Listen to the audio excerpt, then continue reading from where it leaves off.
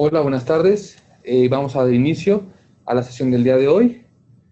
Bienvenidos a una sesión más de esta primera jornada de fisioterapia en el paciente crítico, impartido por el Hospital General de Querétaro, en el marco del entrenamiento continuo México contra COVID. Licenciada Aguilera, le cedo los micrófonos, por favor. Buenas tardes. Hola, ¿qué tal? Muy buenas tardes. Muchas gracias. Bienvenidos a todos. El día de hoy vamos a contar con la presencia del licenciado en fisioterapia Diego Morales Hernández.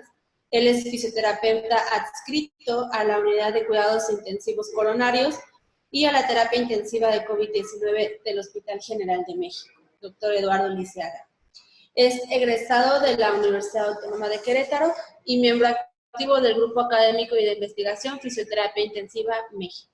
Cuenta con variadas publicaciones en diversas revistas científicas y el tema que nos va a presentar pues es un tema que nos preocupa luego a muchos de los fisios que estamos en la terapia intensiva, cuándo sí podemos actuar, cuándo no, es sobre vasopresores e inotrópicos. Son una barrera para la fisioterapia. Adelante, licenciado Diego, lo escuchamos. Muchas gracias por estar aquí con nosotros.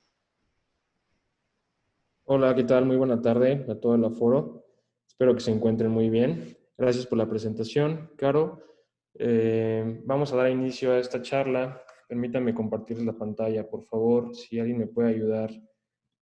Bueno, el nombre de la charla, como ya fue bien mencionado, es vasopresores e inotrópicos y si estos son una barrera o no para la fisioterapia dentro de la unidad de cuidados intensivos. Tengo entendido que durante esta sesión hay profesionales de la salud que se encuentran inmersos en la unidad de cuidados intensivos y que no todos son fisioterapeutas, sino también, me imagino, equipo de enfermería y personal médico. Entonces, espero pues ser claro, poder bajar bien algunos conceptos y, de ser posible, si existen dudas, pues ayudarles con algunas de ellas, ¿no? Por favor, si hay preguntas, o no sé si al final de la sesión haya como un espacio para preguntas, pero si alguien tiene la necesidad de interrumpirme, siéntanse con la libertad de hacerlo y pues podemos platicar, ¿no? Vamos a dar inicio entonces. Listo. Este es el temario, por así decirlo, los puntos clave que vamos a tocar a lo largo de esta charla. Y son 6. Espero que no sea algo muy largo y poco tedioso. Vamos a hablar primero sobre qué es la movilización temprana, por qué y para qué la realizamos. Me parece que eso se discutió ayer un poco con el licenciado y especialista Miguel Ángel. Un saludo, Miguel. Pero vamos a tocar algunos puntos clave porque de allí haremos una transición hacia cuáles son las barreras que existen para la movilización temprana dentro de la unidad de cuidados intensivos. Después analizaremos un poquito sobre cuál es el estatus del arte respecto a la movilización temprana y el uso de fármacos vasoactivos. Vamos a entender a los fármacos vasoactivos como aquellos medicamentos con propiedades inotrópicas y vasomotoras, y los vamos a englobar en este pequeño concepto. Después vamos a tener una pequeña introducción sobre qué son este tipo de medicamentos, cómo es que interactúan, cuáles son las principales indicaciones, entre otros. Y vamos a hablar sobre algunas herramientas que nos podrían ayudar a monitorizar la hemodinamia de nuestro paciente durante la movilización temprana en la unidad de cuidados intensivos. ¿De acuerdo? Bueno, vamos a iniciar así, con esta pequeña imagen, un poco dramática tal vez, pero creo que es una muy buena frase para recordar en dónde nos encontramos, ¿no? Hoy en día las probabilidades de supervivencia de los pacientes críticamente enfermos ha incrementado de forma exponencial gracias a los avances tecnológicos y médicos que se han conseguido. Y esto nos ha llevado o ha llevado a la aparición de condiciones, sean enfermedades o no, que son resultado de la misma patología por la que ingresó nuestro paciente a la unidad de cuidados intensivos, de procedimientos médicos o a la experiencia misma dentro de la unidad de cuidados intensivos. Recordemos que llegar a la unidad de cuidados intensivos, no sé si algunos de ustedes haya llegado a alguna, pero supone un reto, ¿no? toda una serie de retos para la persona que recién ingresa. ¿Por qué? Porque no siempre se tienen las facilidades para poder comunicar el disconfort, la necesidad de algo o el dolor. Entonces, ese conjunto de variables, ese pequeño universo de variables, pudiese desencadenar entonces una nueva condición. ¿De acuerdo? Eso no hay que olvidarlo. Vamos a empezar a hablar entonces de la movilización temprana. ¿Por qué y para qué? ¿Sí?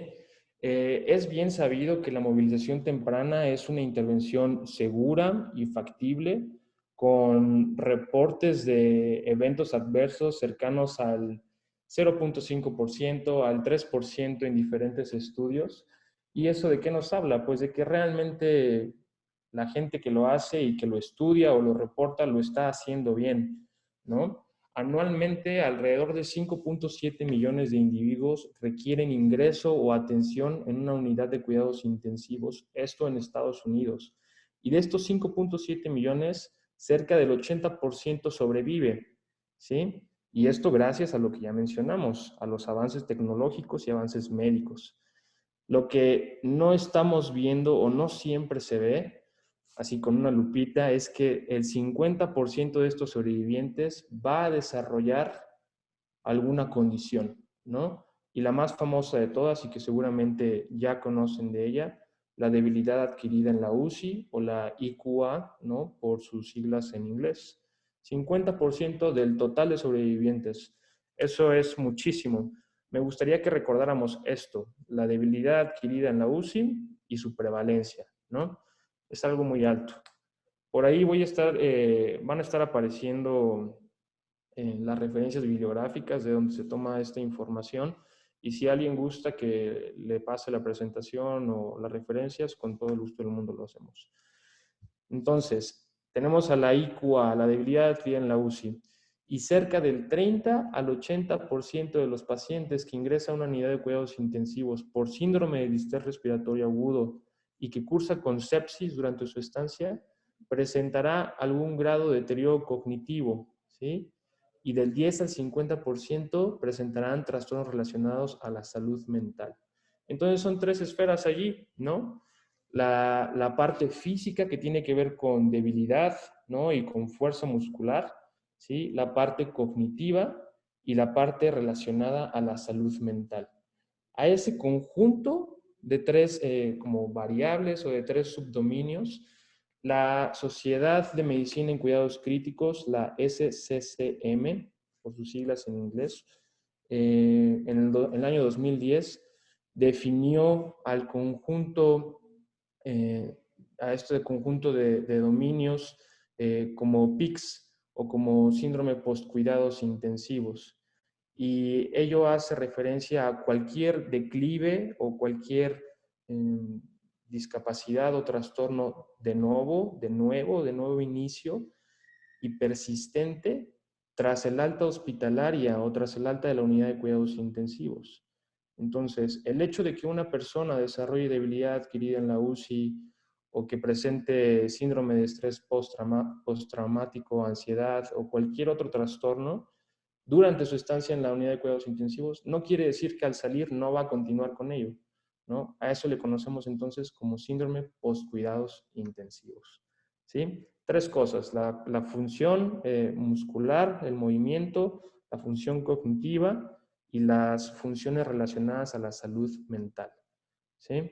Entonces, bueno, el más grande de todos, ya lo conocemos, sabemos que es una condición que se presenta en alrededor del 43% de los casos, es lo que dice esta revisión publicada el año pasado en una revista importante, Intensive Care Medicine, y que lo define como, seguramente algunos de ustedes ya lo conocen, ¿no? La debilidad adquirida en la UCI es la presentación de debilidad que no puede explicarse por otra cosa más que por la estancia en la unidad de cuidados intensivos y que afecta de forma simétrica a los miembros torácicos y miembros pélvicos, ¿sí? Y asimismo a la musculatura respiratoria, con mayor predominancia en miembros torácicos y sin afectar la musculatura facial u ocular. ¿sí? Esta presentación, algunas personas la pueden identificar como miopatía del enfermo crítico o polineuropatía del enfermo crítico. Bueno, no importa. Para eso tendríamos que hacer un estudio electrofisiológico, ¿no? Y así es como podríamos determinar de qué índole es este trastorno. Pero cualquiera de ellos, la polineuropatía, la miopatía o la polineuromiopatía del enfermo crítico, entran dentro del concepto de debilidad adquirida en la UCI. ¿Sí? Aquí lo relevante es que la debilidad adquirida en la UCI es mucho más, afecta mucho más a la musculatura respiratoria que al resto de los músculos del cuerpo, ¿no? Entonces, a eso le podríamos denominar como un catalizador, ¿no?, de la discapacidad física. Y si recordamos, uno de los tres dominios del síndrome de postcuidados intensivos era la discapacidad física, ¿no? O el physical impairment, como se le dice en inglés.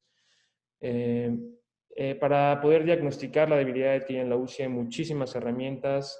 La de elección o el gold standard va a ser el Medical Research Council Sum Score, una escala, ¿no?, que evalúa la fuerza muscular en algunos grupos musculares y le pone una puntuación. Si la persona saca menos de 48 puntos, entonces se puede decir que tiene debilidad adquirida en la UCI, ¿no? Esa y la dinamometría de mano, que es un dispositivo que se utiliza para medir la fuerza de prensión palmar.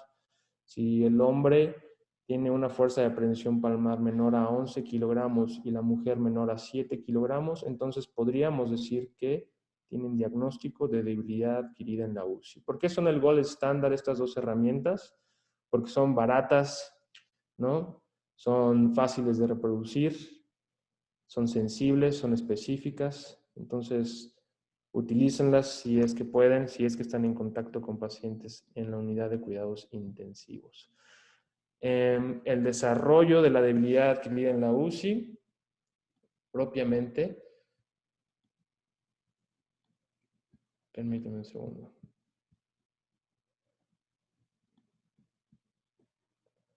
El desarrollo de la debilidad adquirida en la UCI propiamente va a estar determinado por un conjunto de factores modificables y no modificables.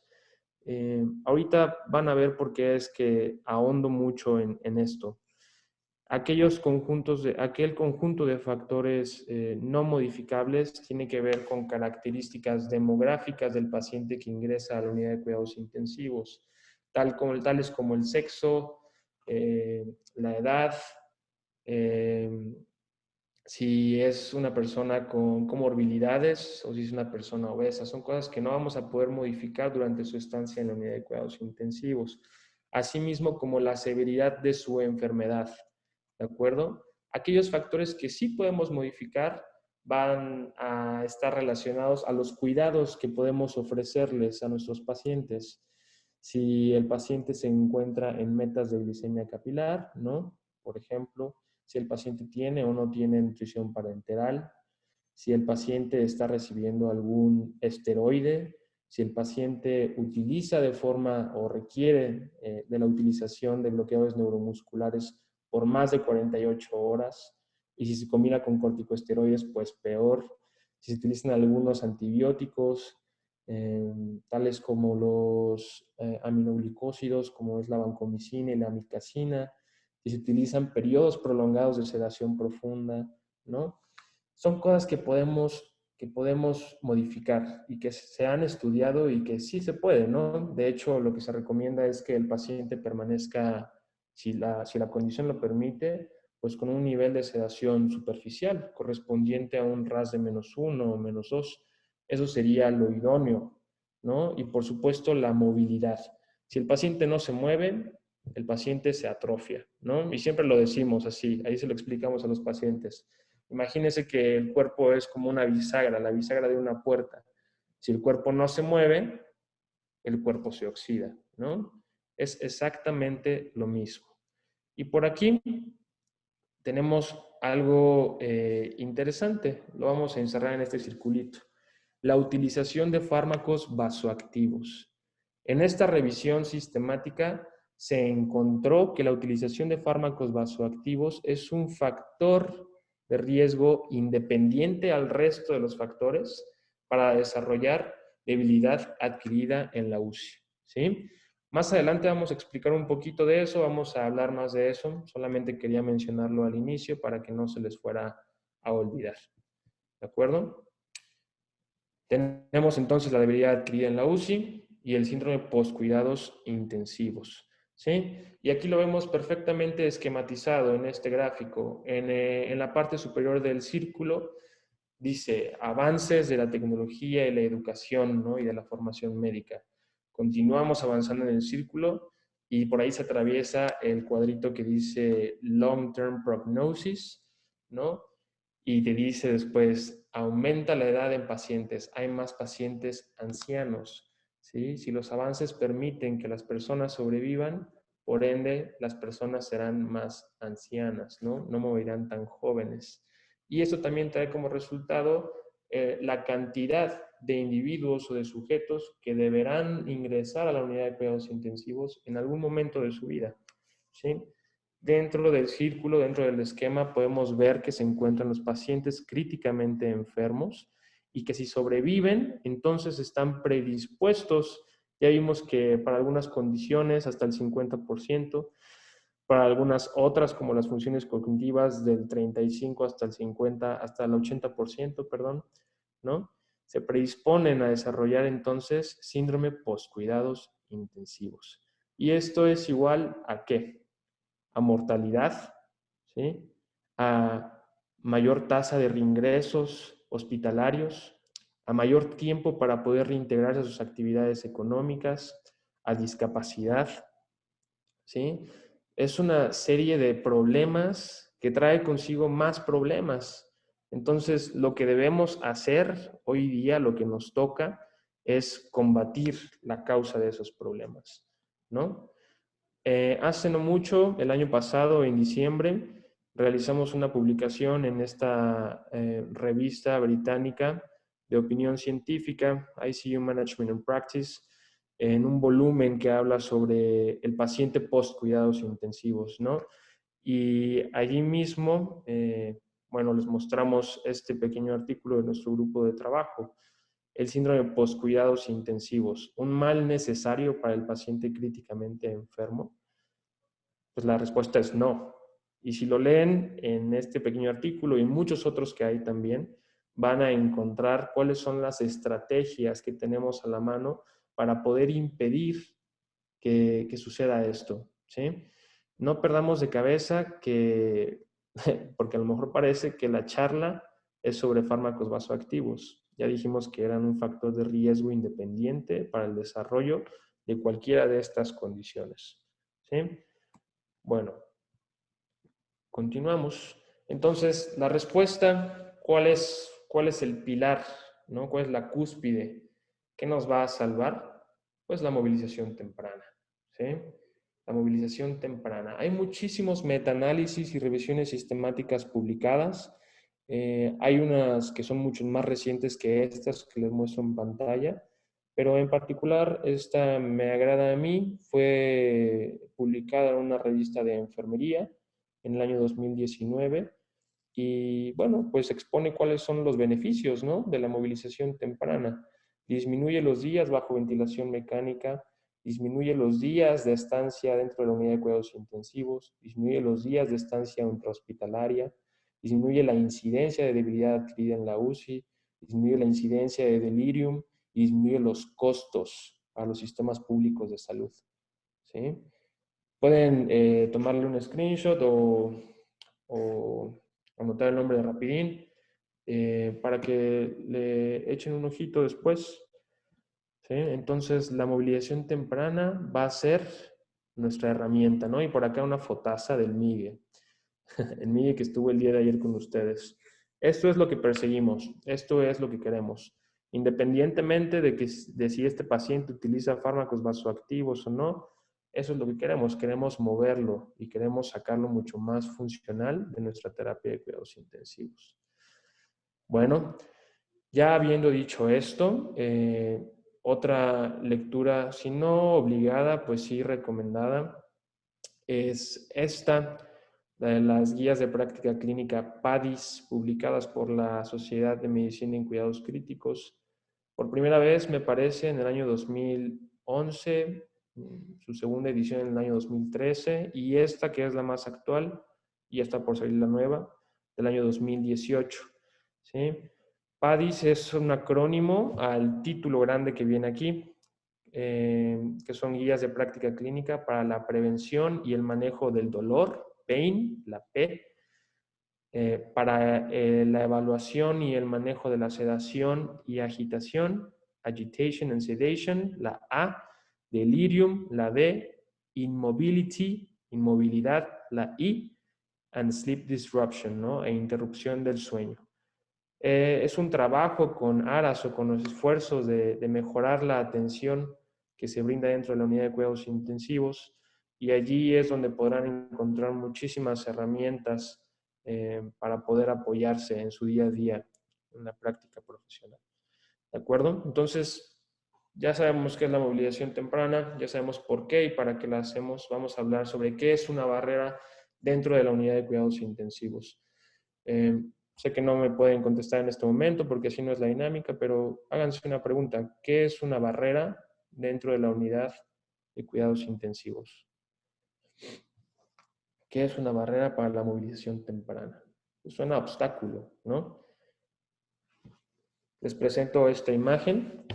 Es una imagen a lo mejor fuerte, ¿no? Podemos ver que es una paciente que parece estar críticamente grave. ¿Sí? Vemos por ahí unas bombas colgadas con quién sabe qué medicamentos, seguramente fármacos vasoactivos, ¿no? Vemos por ahí el monitor del ventilador mecánico, seguramente ella está intubada, ¿no? Vemos que está en posición prono. Tiene por allá su monitor multiparámetros, tiene un monitor con un dispositivo NMT para tren de 4 y titulación de bloqueo neuromuscular, tiene su capnógrafo, bla, bla, bla. Vemos todas estas cosas y decimos, no, man, no, pues puras barreras, ¿no? Eso es lo que creeríamos, eso es lo que nos imaginamos y es lo que nos hacen ver en las películas y en las telenovelas cuando se trata de pacientes críticamente enfermos. Y sí, en algunos casos es así. Este caso es así, ¿no? Fue una pacientita nuestra que estuvo muy grave y que en este momento tal vez no era una candidata para realizar movilización temprana, ¿sí? Entonces vamos a definir qué es una barrera, porque una barrera no son los cables, no son las mangueras, no es el tubo que tiene conectado, no son los medicamentos, no todos, ¿sí? Ni los monitores que están por ahí pegados.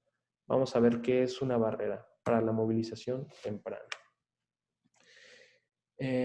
Con anterioridad, este screenshot que puse ahí de 3 artículos no son tan viejos, son del año 2011, 2010 y 2013, 2012 me parece.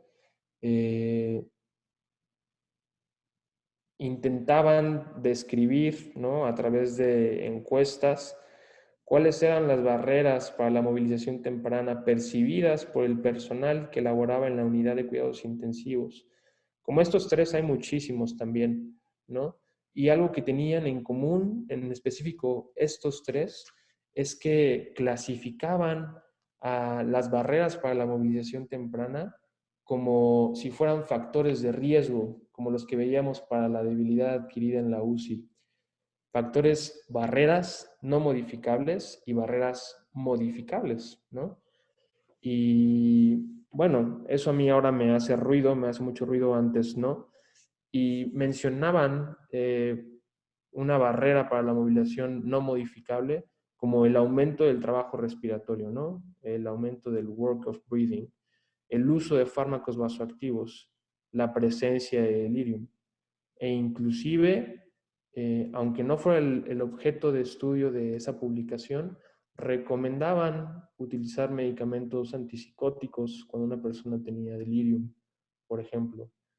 Y hoy día sabemos que resulta todo lo contrario, ¿no? Los antipsicóticos, las benzodiazepinas, lo único que hacen es perpetuar el delirium. No existe tratamiento farmacológico para el manejo del delirium.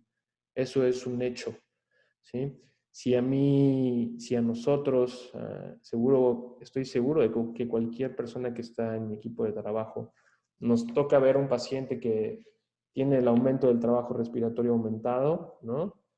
Perdón, tiene un aumento del trabajo respiratorio, si está,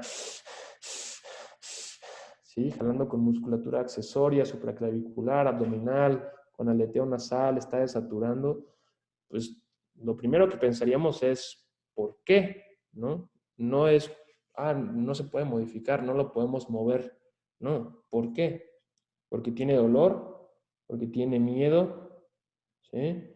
Porque tiene fiebre tal vez, porque alguien le movió sin querer al ventilador y le bajó un poquito la presión soporte y no está metiendo la cantidad de volumen que necesita, etcétera, etcétera, etcétera, ¿sí?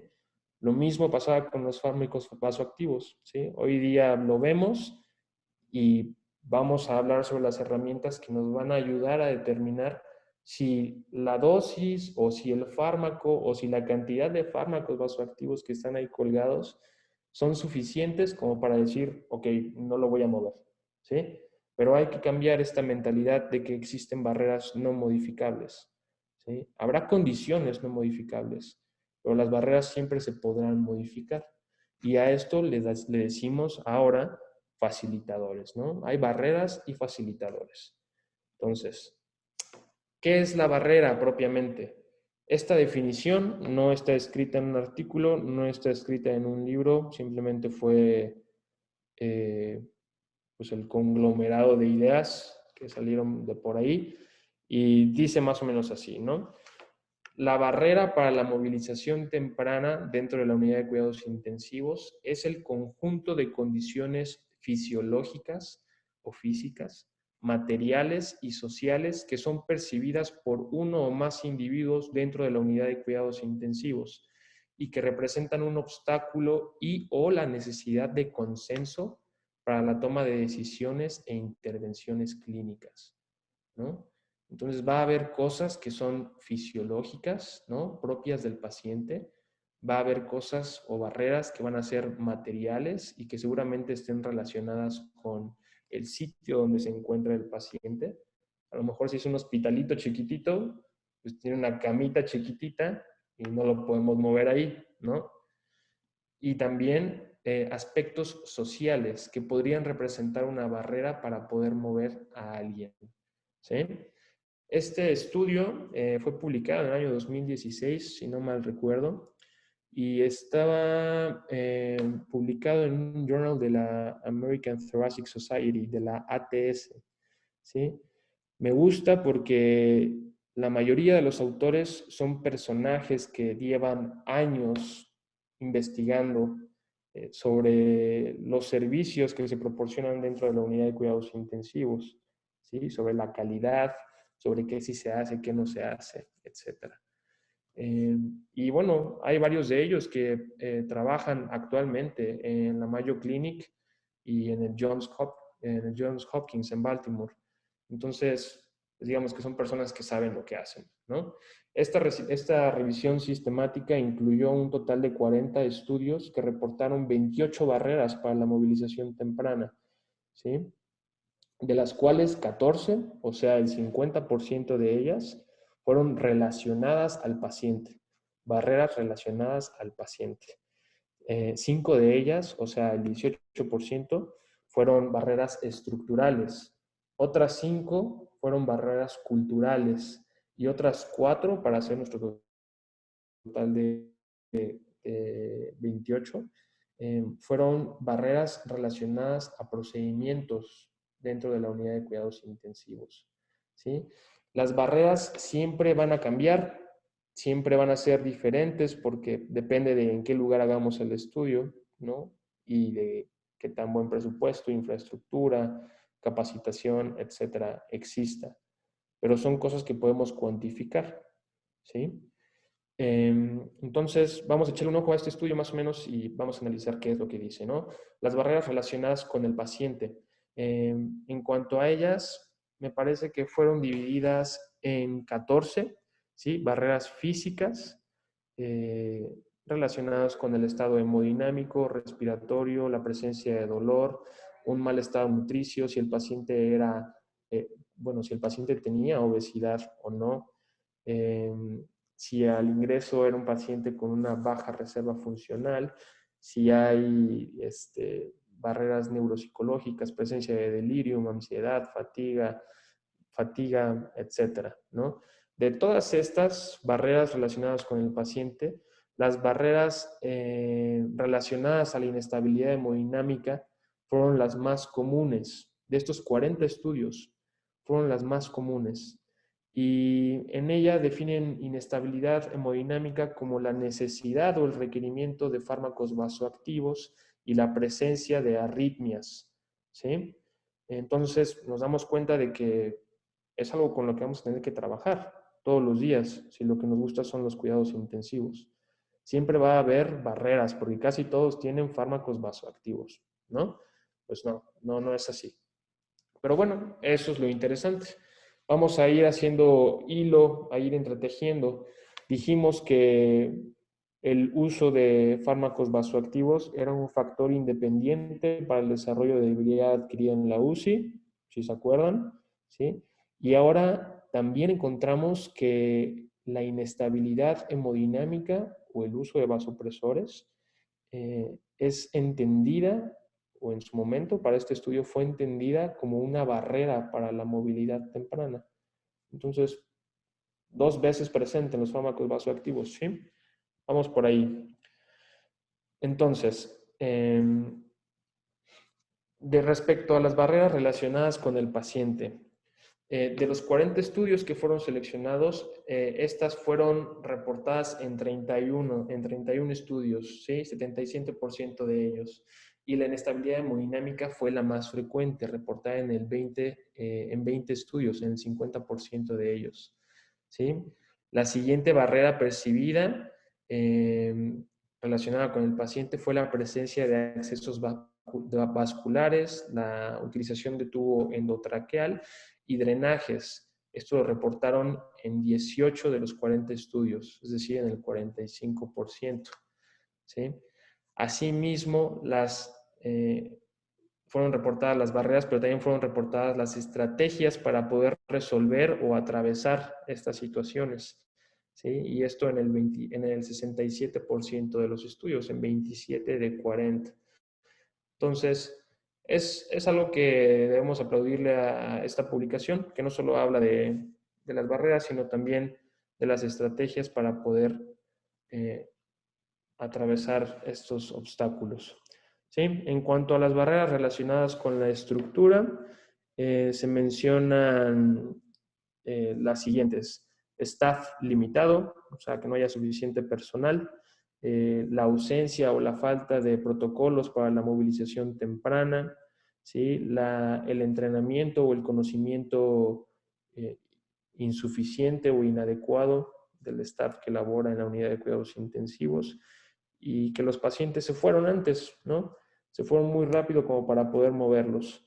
Recordemos que la movilización temprana se define como cualquier tipo de actividad física y de ejercicio físico implementado en los primeros, entre el segundo y el quinto día de estancia en la unidad de cuidados intensivos, ¿sí?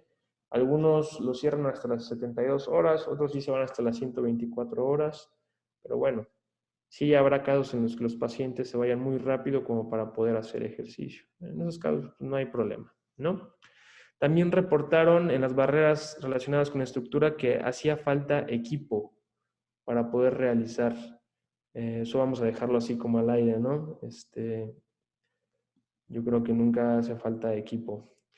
Pero bueno, están las barreras relacionadas con la cultura dentro de la UCI y mencionan la falta de cultura, o sea, que las personas no estén acostumbradas a mover a sus pacientes, ¿sí? La falta de conocimiento y expertise sobre los riesgos y beneficios de la movilización temprana, ¿sí? El hecho de que la movilización temprana no sea considerada una prioridad también es una barrera, ¿sí? La falta de apoyo dentro del equipo de trabajo también fue percibido como una barrera, y la falta de participación o de información hacia los familiares también fue una barrera. Por último, las barreras relacionadas con los procedimientos dentro de la unidad de cuidados intensivos. Mencionaron las siguientes. falta de planificación, ¿no? De organización, que no se tengan claros cuáles son los objetivos y las expectativas, que no se elija, que no se evalúe de forma rutinaria. Las guías lo recomiendan hacer por lo menos 2 veces por turno. Evaluar 2 veces por turno las personas que podrían beneficiarse del ejercicio físico o que podrían beneficiarse de estrategias no farmacológicas para el manejo del dolor, por ejemplo. Buscar todo el tiempo quién tiene dolor, quién tiene delirium, quién se puede mover. ¿Sí? Eso también fue percibido como una barrera. Y también mencionaron por ahí que la movilidad podría presentar un riesgo para quienes la realizaran, ¿no? Estrés o lesiones. Entonces, de estos 4 rubros, de esos 4 dominios, el que nos interesa más ahorita fue el de las barreras relacionadas con el paciente, ¿no? Y porque los fármacos vasoactivos fueron lo más sonado. Aquí hay otro estudio publicado en el año 2020 por nuestros queridísimos amigos Miguel Ángel Martínez Camacho y Orlando Rubén Pérez Nieto. Fue un estudio multicéntrico, retrospectivo y transversal, realizado en diferentes estados de la República Mexicana, en donde entrevistaron a un total de 102 profesionales de la salud que trabajaban en la unidad de cuidados intensivos para conocer cuáles eran las barreras percibidas por ellos y sus terapias. Se utilizó un instrumento que fue elaborado por Hoyer y colaboradores en el 2015 y que fue validado por Jones y Pérez en el año 2019 en una unidad de cuidados intensivos pediátrica en el estado de Querétaro, en la ciudad de Querétaro. ¿Sí? Jones es el apellido de Robert Jones, que también estará hablando por aquí con nosotros dentro de unos días. Y bueno, lo que se hizo y lo que encontraron fue lo siguiente. La herramienta constaba de 26 ítems y que se subdividía en 3 dominios, ¿no? El dominio de conocimiento, el dominio de actitud y el dominio de comportamiento.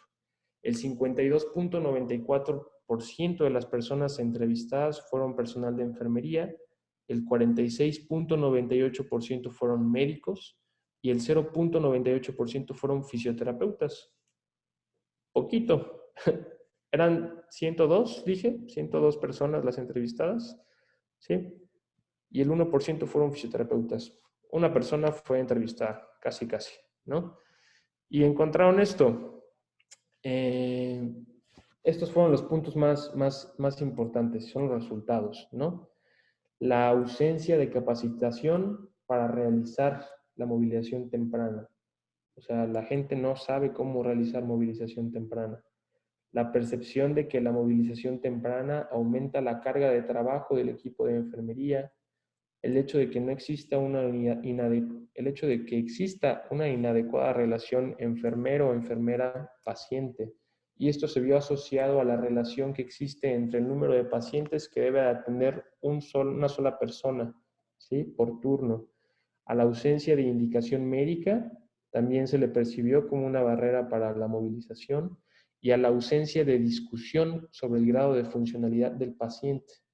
O sea que o las personas no estaban entrenadas o no sentían que no iban a dar el ancho si lo movían, que se iban a cansar más, ¿sí?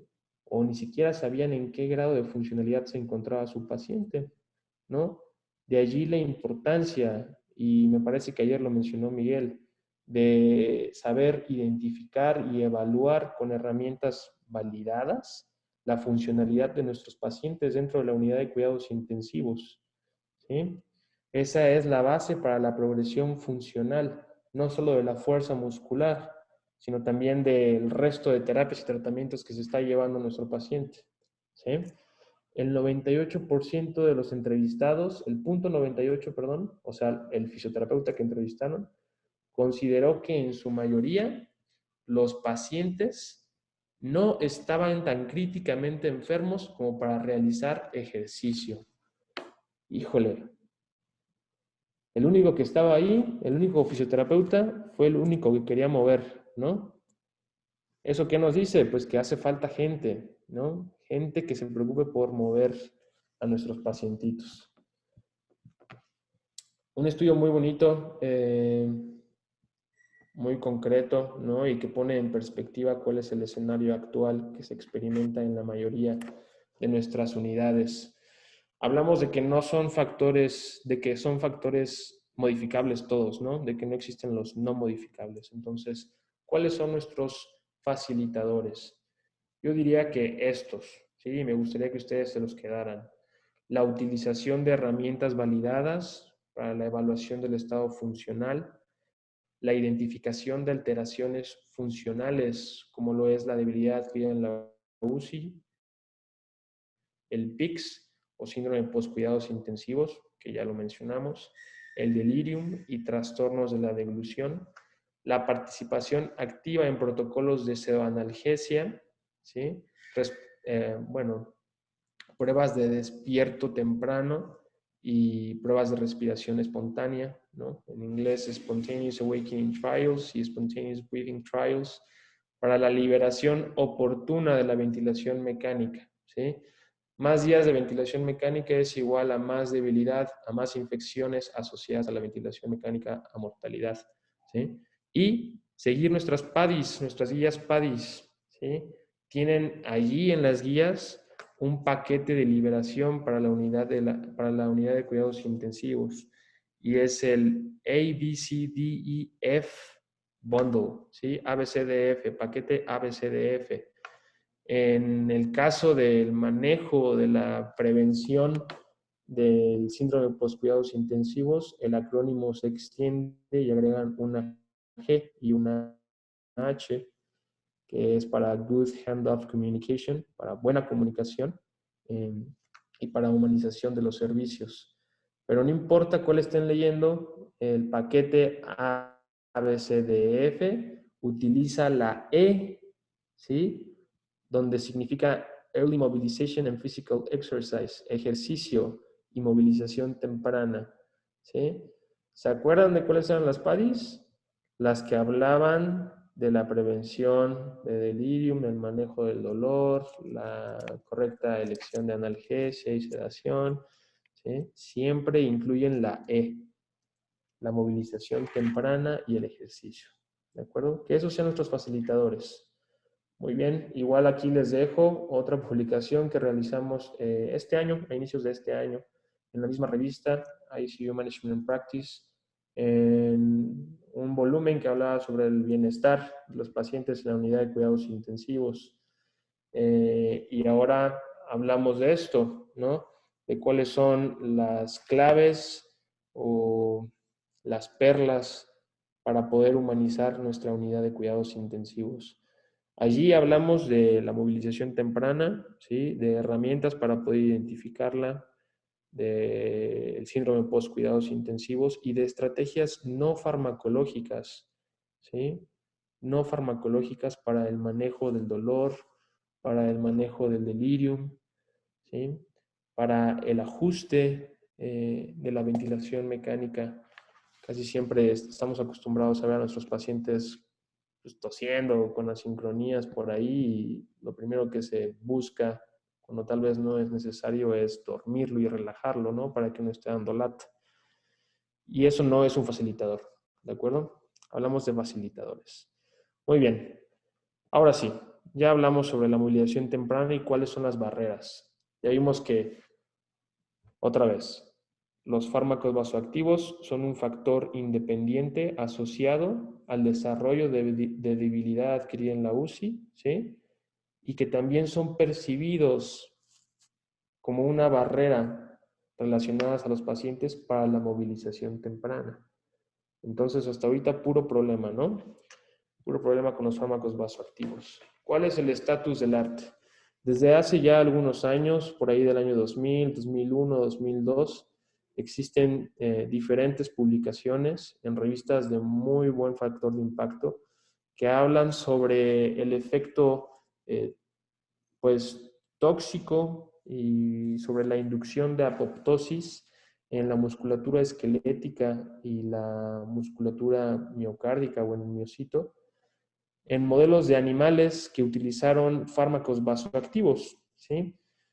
Regularmente en estos estudios se utilizan medicamentos simpaticomiméticos, ¿no?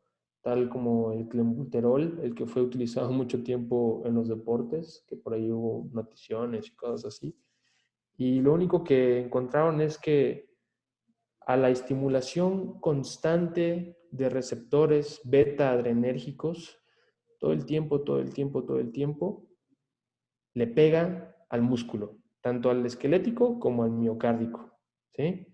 Entonces allí hacemos clic y volvemos a enlazar el por qué el uso de fármacos vasoactivos es un factor independiente para el desarrollo de debilidad adquirida en la UCI. Esto fue en ratas. Hay estudios en cerdos y en ratas, ¿sí? Por aquí tenemos otro y por aquí tenemos otro, ¿sí?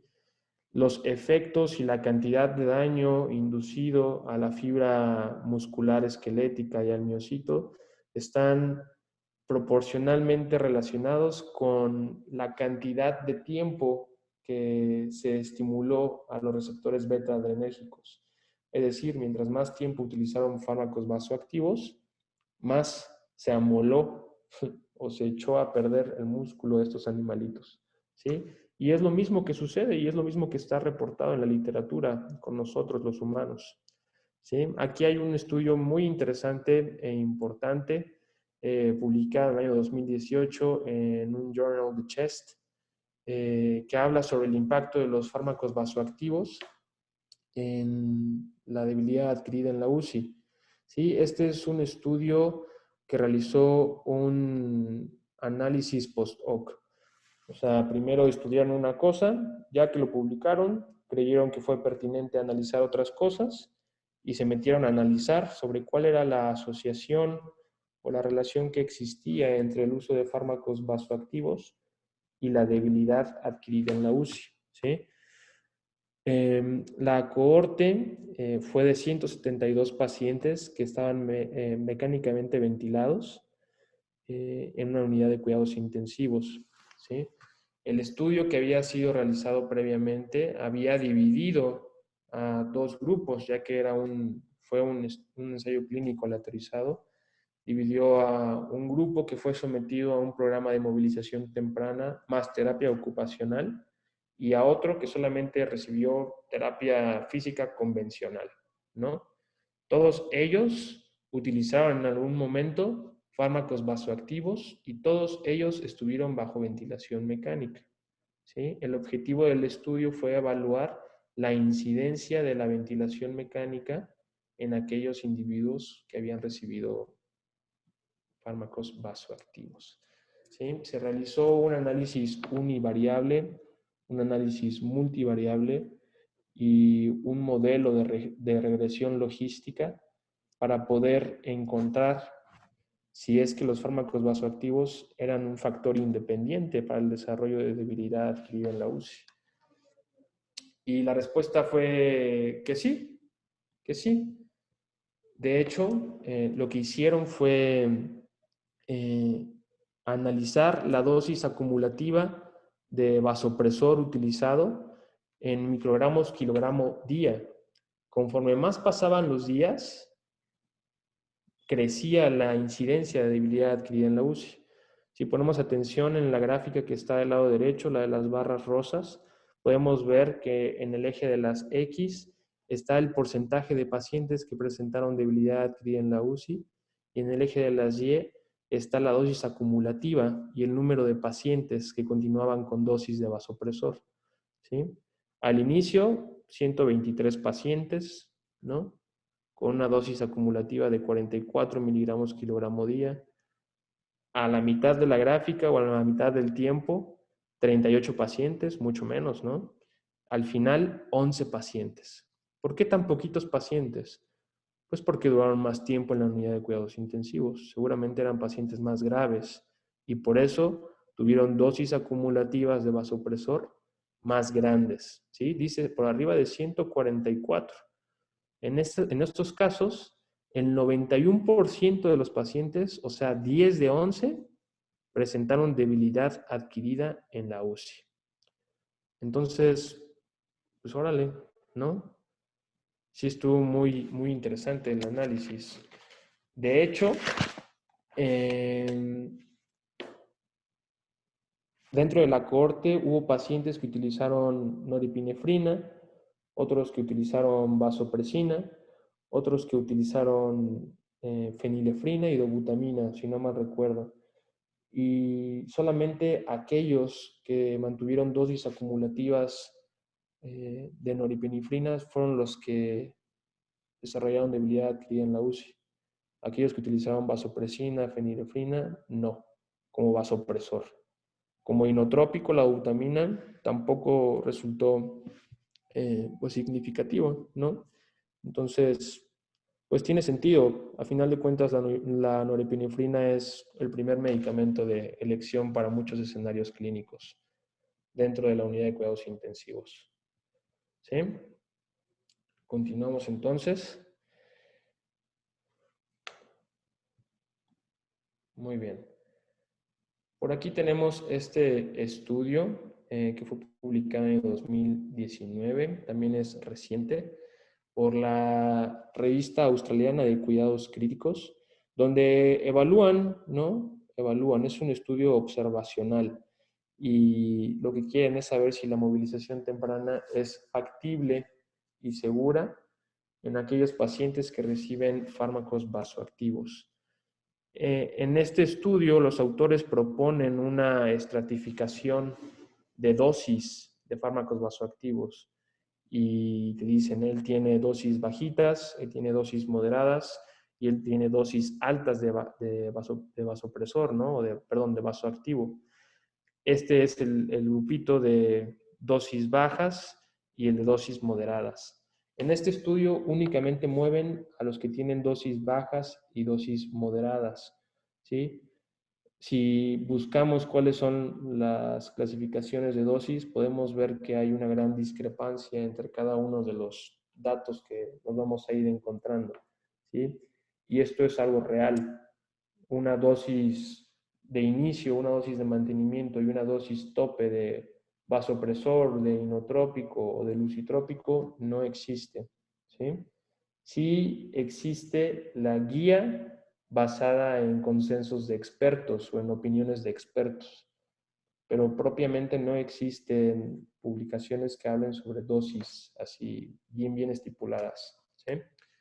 Bueno, en este estudio, las personas que se encargaron de movilizar o de trabajar a los pacientes críticamente enfermos no solo fueron fisioterapeutas, también fueron enfermeras, ¿sí? Los autores dividieron a su cohorte con base en una escala funcional, que es la escala IMS, y es la abreviación para ICU Mobility Scale, ¿sí? Y las dividieron así, como en el color azul, del lado derecho del primer gráfico dice Low Intensity y dice IMS de 1 a 2. Luego el verde dice Medium Intensity y dice IMS de 3 a 5. Y el rojito dice High Intensity IMS de 6 a 10, ¿sí? Mientras más alto es el número, más grande es el grado de funcionalidad que tiene nuestro paciente. El IMSS de 6, por ejemplo, corresponde a una persona que puede marchar en su lugar con asistencia, ¿sí? El IMSS de 1 y de 2 son personas que no pueden hacer eso, que están dentro de la cama y que requieren de apoyo para poder moverse, ¿sí? Y así sucesivamente. Entonces, vamos a analizar lo que nos dicen los gráficos.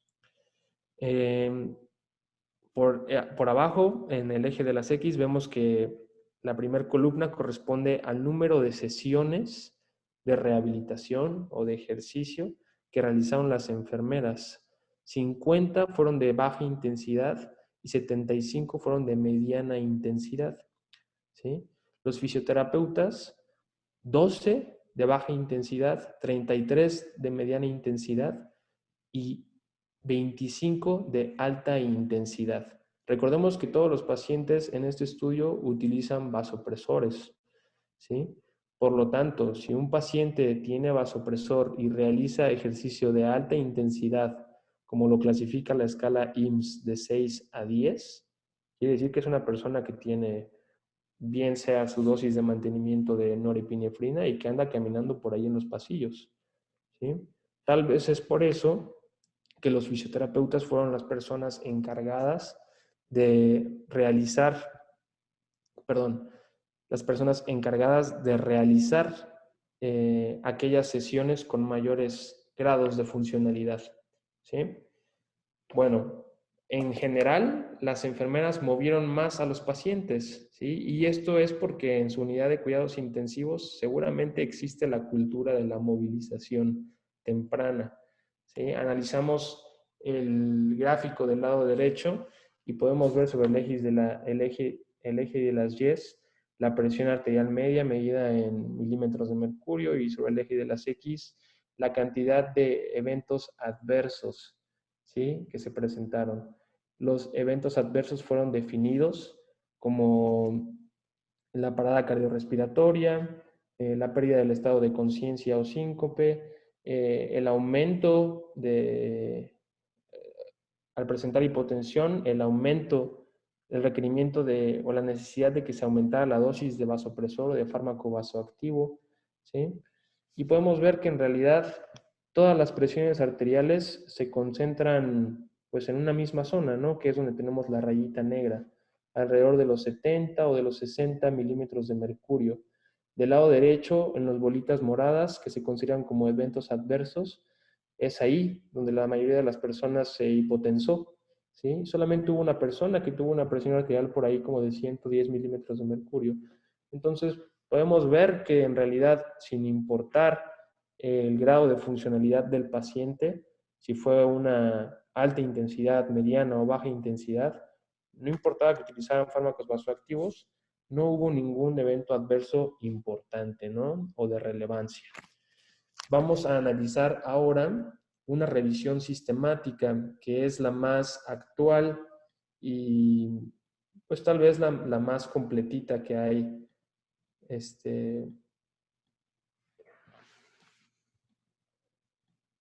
Listo. Es esta. Fue publicada este año, en el 2021, y habla sobre eso, ¿no? Movilización temprana en pacientes que reciben fármacos vasoactivos en unidades de cuidados intensivos. Fue publicada en el Journal of Acute Care Physical Therapy, que es un journal o un diario de la APTA, de la American Physical Therapy Association. Es como la Secretaría de Salud de los Fisioterapeutas de Estados Unidos, ¿no? Y lo que hicieron fue lo siguiente. Recopilaron información, hicieron un pool análisis desde el año 2010 hasta el año 2018, con un total de 343 artículos seleccionados. De ellos, solamente 5 cumplieron los criterios de inclusión y de selección. Muy poquita evidencia, ¿no? Los criterios de inclusión y de selección eran que contestaran a 3 preguntas básicas. ¿Los pacientes se están moviendo en las unidades de cuidados intensivos? ¿Los pacientes se mueven mucho o se mueven poco cuando reciben fármacos vasoactivos? ¿Sí? Y si los fármacos vasoactivos representaban una fuente o un índice importante de eventos adversos, ¿sí? Todos los pacientes involucrados en los estudios cumplieron con un criterio diagnóstico de enfermedad crítica.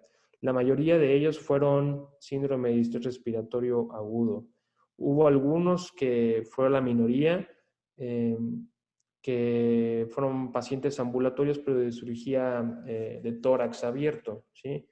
Entonces, de todos estos, que fueron 528 participantes, la mediana de edad fue de 58.6 años, más o menos 17, ¿sí?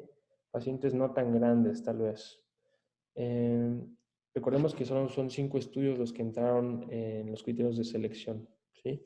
De estos 5, un estudio, el 100% de sus pacientes recibió tratamiento con fármacos vasoactivos. El resto, o sea, los otros 4 estudios, acerca del 34 al 45% de los pacientes recibieron fármacos vasoactivos.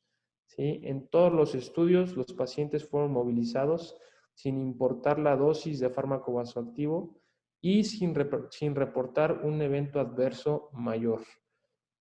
Para esta revisión sistemática, la definición de evento adverso mayor fue muy similar a la que se mencionó con el estudio anterior, el australiano, ¿de acuerdo? Ahorita vamos a ver. En estos 5 estudios se reportaron un total de 809 sesiones de movilización o de ejercicio físico, de las cuales 209 fueron realizadas mientras se administraban fármacos vasoactivos. ¿Sí? O sea, entre el 20 y el 25% de las sesiones fue durante la administración de fármacos vasoactivos.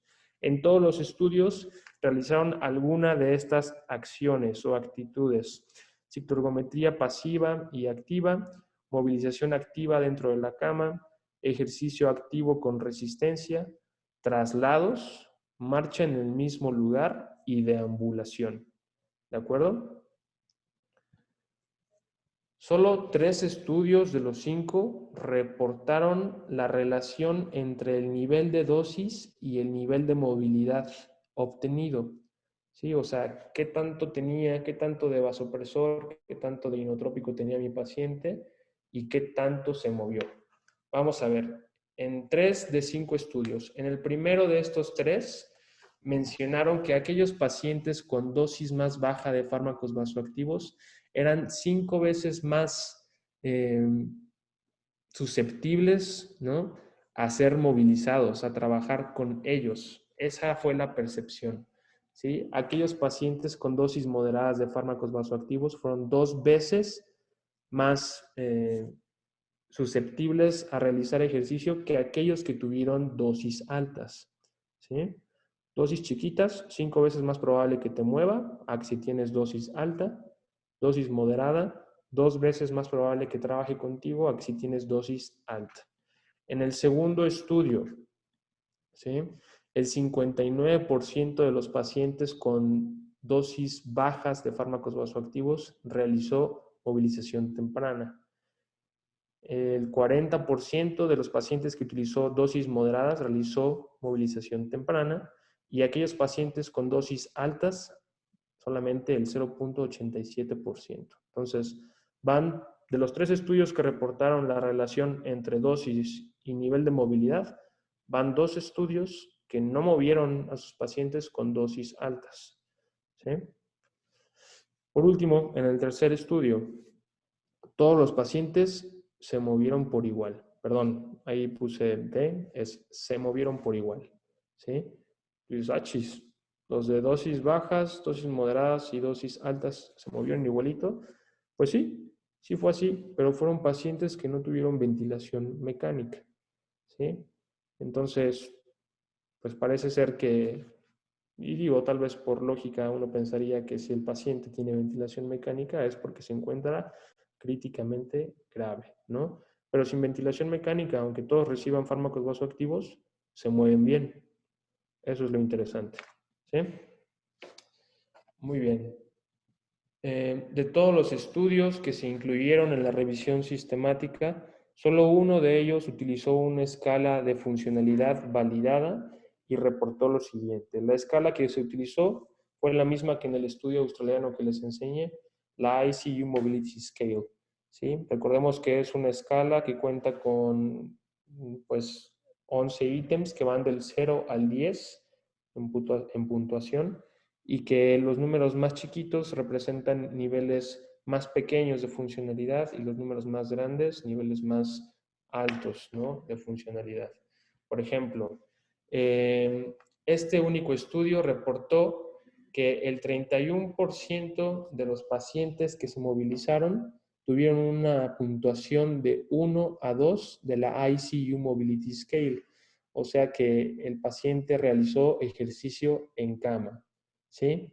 El 51% de estos pacientes tuvo una puntuación que rondó entre el 3, 4 y 5 de la escala, ¿sí? Siendo el 3 una actividad que corresponde a sentarse a la orilla de la cama, el 4 a la bipedestación y el 5 a la transferencia de la silla a la cama o viceversa.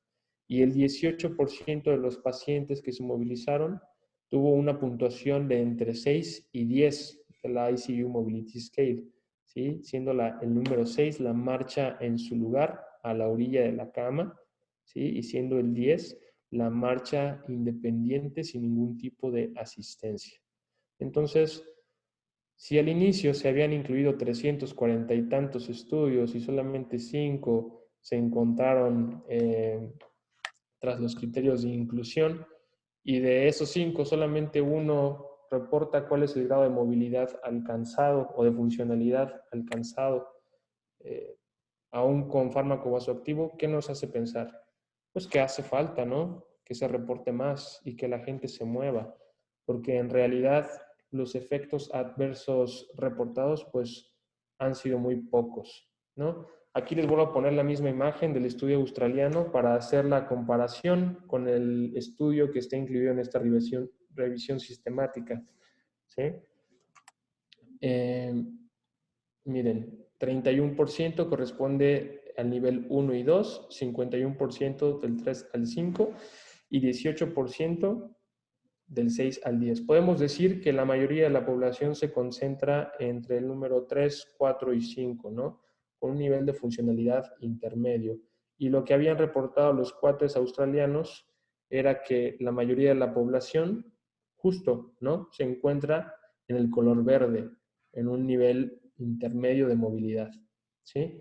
En esta revisión sistemática, un evento adverso mayor fue definido como cualquiera de los siguientes: caída al suelo, parada cardiorrespiratoria, extubación fortuita, arritmias de novo, ¿sí? Pérdida del estado de conciencia o síncope, hipotensión arterial que requiriera aumento a dosis alta de fármaco vasoactivo o muerte, ¿sí? Ninguno de estos fue reportado, ninguno de estos sucedió, entonces todo se quedó tranquilo, ¿no? El 5.1% de los casos, en el 5.1% de los casos, la actividad tuvo que suspenderse debido a cambios fisiológicos relacionados con el ejercicio, ¿sí? La mayoría de ellos reportados en la revisión fueron taquicardias, ¿no? Frecuencias cardíacas por arriba de 130 latidos por minuto, desaturación, hipotensión, cosas completamente reversibles. Esto fue mucho más notorio en aquellos pacientes que cumplieron con criterios clínicos de seguridad para el inicio de la movilización temprana, pero de forma ajustada. Por ejemplo, si un paciente tenía una FiO2, una fracción inspirada de oxígeno superior al 60%, o si cuando lo agarraron para iniciar ya tenía taquicardia de 120, ¿no? Frecuencia cardíaca de 120 latidos por minuto, entonces ellos fueron los que estuvieron más cerquita del evento adverso, ¿sí? O los que estuvieron más bien cerca de tener que suspender o de tener que parar la sesión. Muy bien.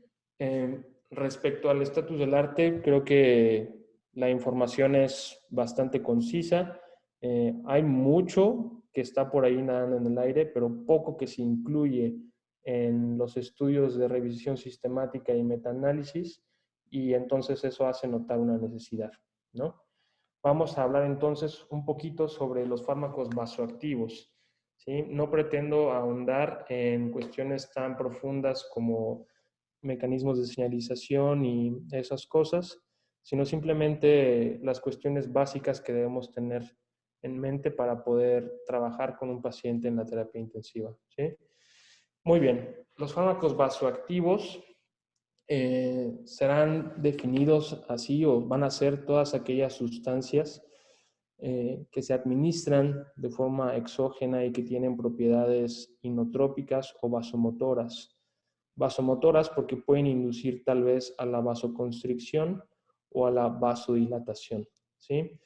El objetivo de los fármacos vasoactivos y de su administración siempre va a ser mejorar la presión arterial media y el gasto cardíaco a través de la contractilidad cardíaca, ¿sí? Del estatus de la volemia y de las resistencias vasculares sistémicas en un intento por restablecer la perfusión tisular. Entonces, siempre que sospechemos que nuestro paciente tiene un bajo gasto cardíaco, ¿sí? Que el corazón no se está moviendo muy bien, o que el estatus de la perfusión tisular no es el más adecuado, tal vez sea momento de iniciar un fármaco vasoactivo, ¿sí?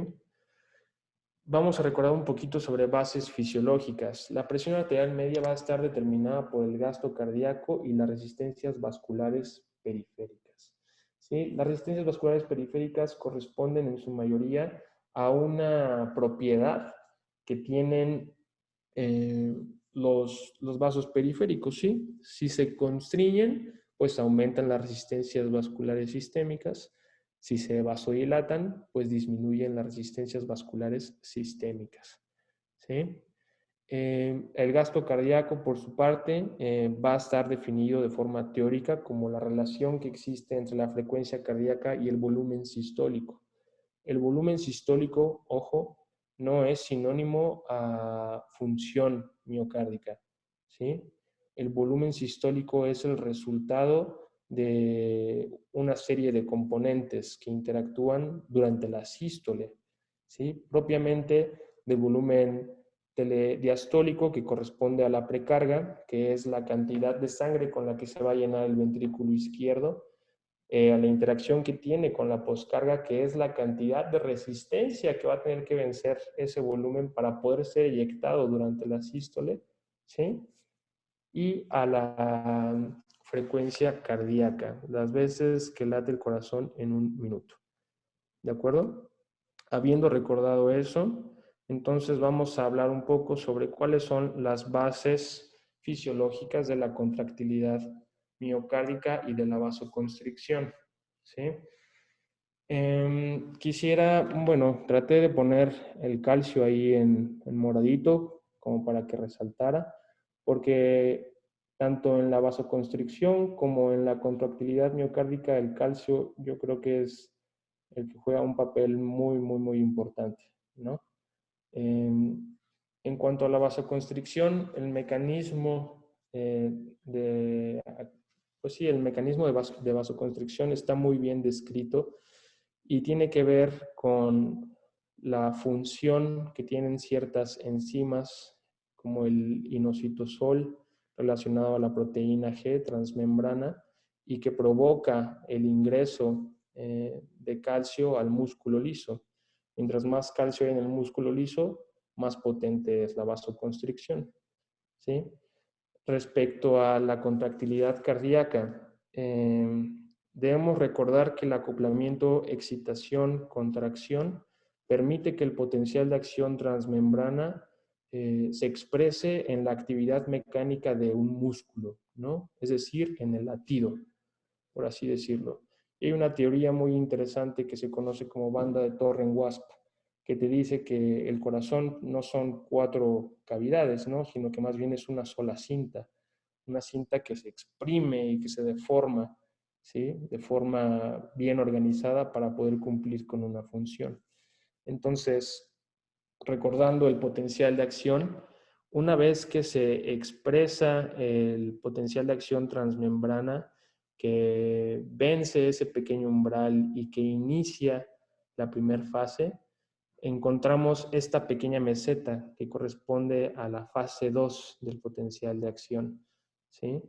Allí es donde el calcio ingresa a la célula miocárdica a través de canales L dependientes de voltaje y se libera del retículo sarcoplásmico hacia el citoplasma de la célula, para allí encontrarse entonces con la troponina C y generando un cambio conformacional en los miofilamentos, en las miofibrillas del miocito, ¿sí? Haciendo que las cabezas se unan y que entonces exista la contracción miocárdica, ¿sí? Así es como sucede. Aumenta la cantidad de calcio dentro del corazón, se contrae. Por el contrario, si disminuye la cantidad de calcio, el corazón se relaja, ¿sí? Y allí es donde viene lo interesante. Existen enzimas y proteínas que interactúan entre sí para poder disminuir la cantidad o la concentración de calcio que existe dentro del corazón. Una de ellas es la CERCA2, la CERCA2A, ¿no? Que está regulada por la proteína fosfolambán. Cuando se genera el potencial de acción, cuando se genera la contracción, hay un momento en el que el calcio es recogido por la cerca 2A y a través de esta pequeña bomba de sodio-calcio en la membrana del miocito es excretada nuevamente del citoplasma hacia el retículo sarcoplásmico, ¿sí? Si el fosfolambán, digamos que se inhibe o se estimula, entonces se modifica, ¿sí?, la acción que tiene la cerca 2A. Podríamos decir que es un juego. Si se inhibe mucho, entonces se queda el calcio dentro de la célula, ¿sí?, haciendo más potente la contracción. Si no se inhibe, entonces el calcio sale de la célula y la contracción termina antes e inicia más rápido la diástole o la relajación, ¿sí? Esto es lo que sucede, por ejemplo, cuando estimulamos los receptores adrenérgicos beta 1, que se encuentran principalmente en la musculatura cardíaca, ¿sí? Cuando le ponemos a un corazoncito dopamina o dobutamina, inhibimos el fosfolambán, ¿sí?, y aumentamos la concentración de calcio dentro de la célula. Es por eso que el inotrópico tiene propiedades para mejorar la contractilidad cardíaca. ¿Sí? Es un ejemplo. Claro que esto es una pequeña vía de señalización porque hay muchas que están bien descritas, muchas que se están estudiando y muchas que continúan siendo teorías, ¿no?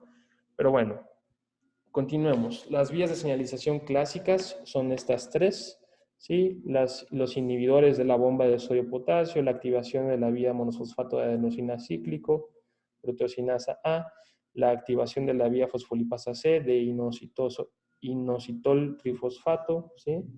Y las nuevas vías o algunas que se estudian son aquellas que utilizan los sensibilizadores de calcio como el levosimendan, los inhibidores de la bomba sodio-potasio ATPase y activación de cerca 2A, activadores de la miocina cardíaca, modulación de proteínas que manejan el calcio, como el fosfolambán, ¿no?, que ya hemos dicho, modulación metabólica, entre otros. Son muchos y hay muchas más, ¿sí?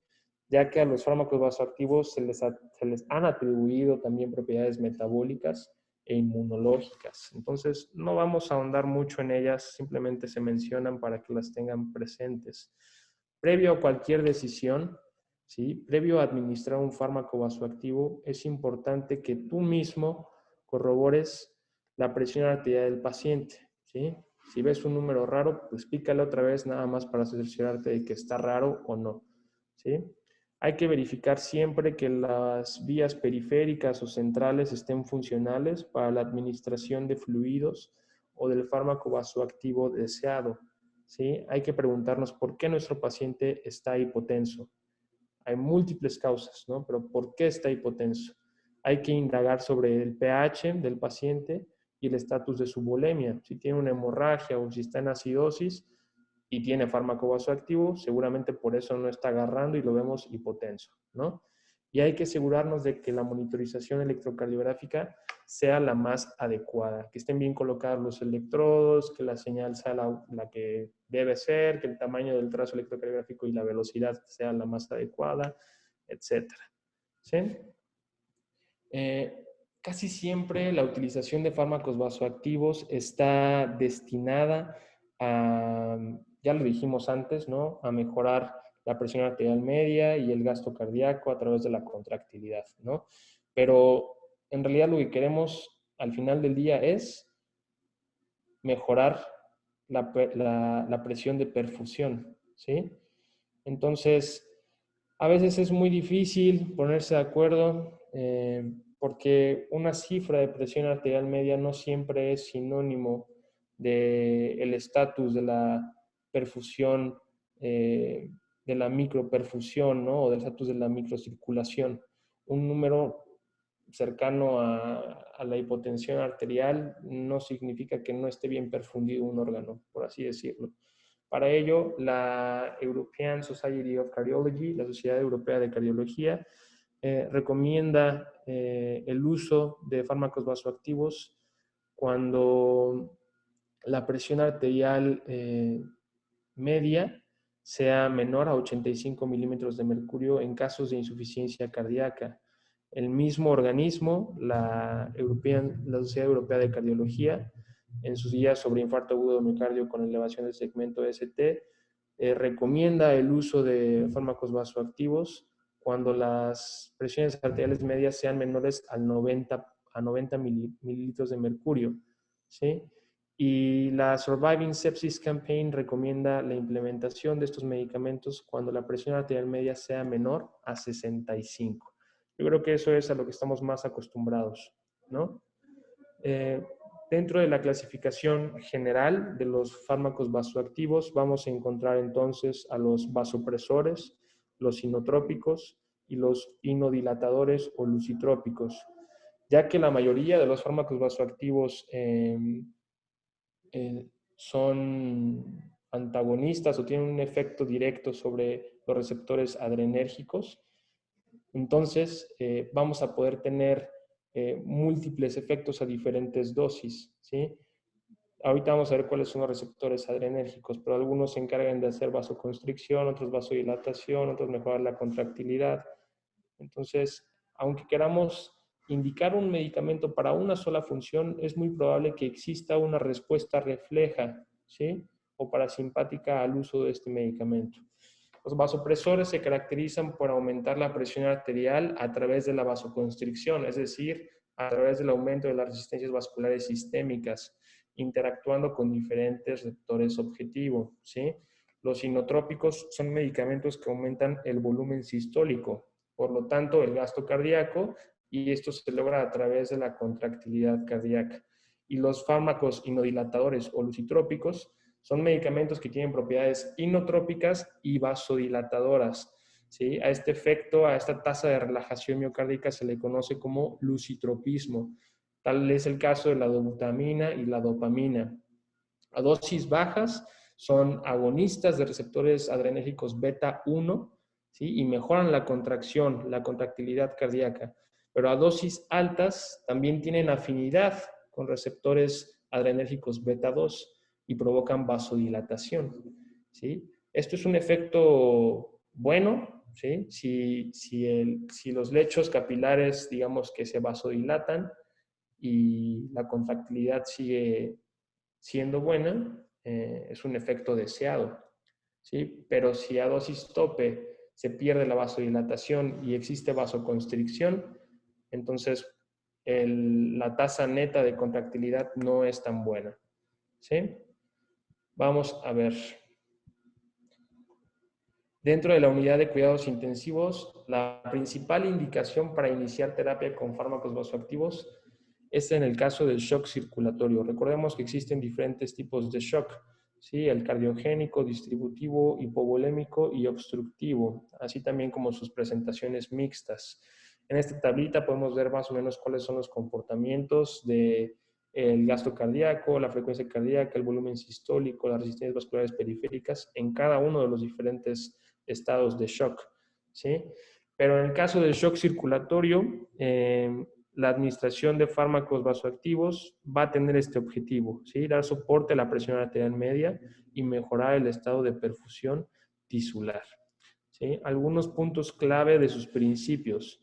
Hay que diagnosticar y comprender la causa de hipotensión, la examinación física, la uresis, las pruebas de laboratorio e imagen, siempre deberán ser conducidas para la diferenciación de la naturaleza del estado de shock, ¿sí? La mayoría de los fármacos vasoactivos tienen agonismo con múltiples receptores, es lo que platicábamos, y algunos de ellos pueden ser activados a diferentes dosis. Siempre podremos obtener una respuesta directa y una respuesta refleja a la administración de un fármaco vasoactivo. Y por último, la taquifilaxis, que es como la tasa de acostumbramiento, por así decirlo. Después de que se tiene un fármaco vasoactivo en infusión por mucho tiempo, entonces se pierde la sensibilidad en sus receptores, ¿sí? Y el efecto ya no es el deseado. Por eso siempre es importante tener terapias multimodales, ¿sí? Cambiar el medicamento por otro o acompañarlo de otro que beneficie o que potencie su efecto para no llegar a desensibilizar estos receptores. Estos son los receptores adrenérgicos y algunos receptores simpaticomiméticos, ¿sí? Dentro de los adrenérgicos están los alfa 1, los alfa 2, beta 1, beta 2. Para el caso de la dopamina, tiene un receptor específico, el caso de la acetilcolina también, ¿sí? La fosfolidiesterasa 3 también tiene el suyo, y la hormona antidiurética o vasopresina también tiene los suyos, B1 y B2. Está la locación y la acción que produce la estimulación de cada uno de estos receptores. Por ejemplo, vamos a ver, beta 1, ya lo habíamos mencionado, presente en el músculo cardíaco, ¿sí? En el miocito. Aumenta el cronotropismo, aumenta el inotropismo, ¿sí? Aumenta el gasto cardíaco y tiene efecto mínimo de vasoconstricción. Eso si utilizamos, por ejemplo, dobutamina, ¿no? A dosis mínimas. Si es a dosis tope, va a haber otros efectos, ¿sí?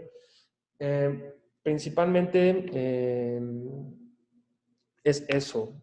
Los adrenérgicos alfa 1 los vamos a encontrar en la musculatura lisa de los vasos periféricos, los adrenérgicos alfa 2 también en la musculatura lisa, pero en el sistema nervioso central. Es por eso que la dexmedetomidina como fármaco sedante también es viable, también se utiliza, porque la producción o el lugar donde actúa está cerca del núcleo Coriolis y es allí donde tiene sus propiedades, ¿sí? Los adrenérgicos beta 2 se encuentran también en la musculatura lisa, pero sobre todo en la musculatura lisa de pulmones, y es por ello que provocan vasodilatación y reducen las resistencias vasculares sistémicas, ¿sí?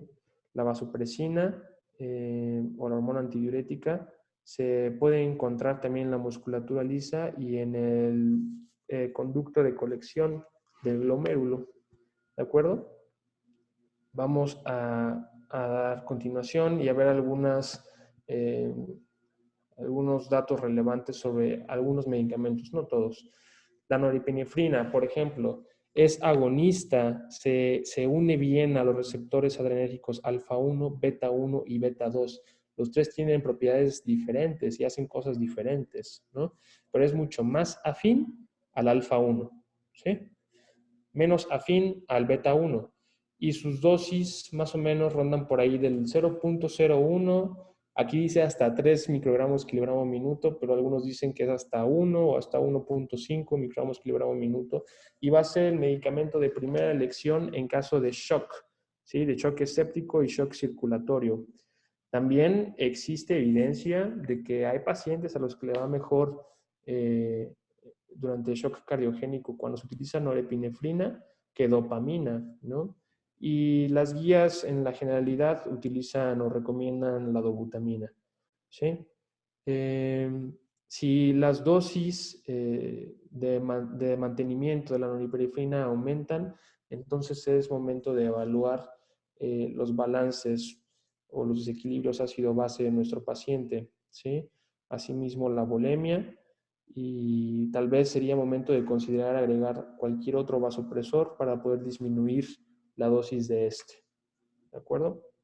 En cuanto a la dobutamina, es agonista, se une bien a los receptores adrenérgicos beta 1, beta 2 y menormente a alfa 1.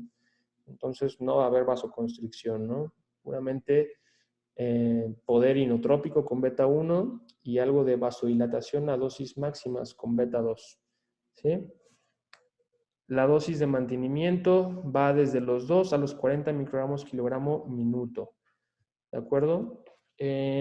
Algo importante de la butamina es que la tolerancia o la resistencia a este medicamento se desarrolla en los primeros 5 a 7 días, ¿sí? Es un medicamento que, sin importar si se encuentra a dosis mínimas o dosis altas, puede inducir provocar arritmias ventriculares, ¿sí?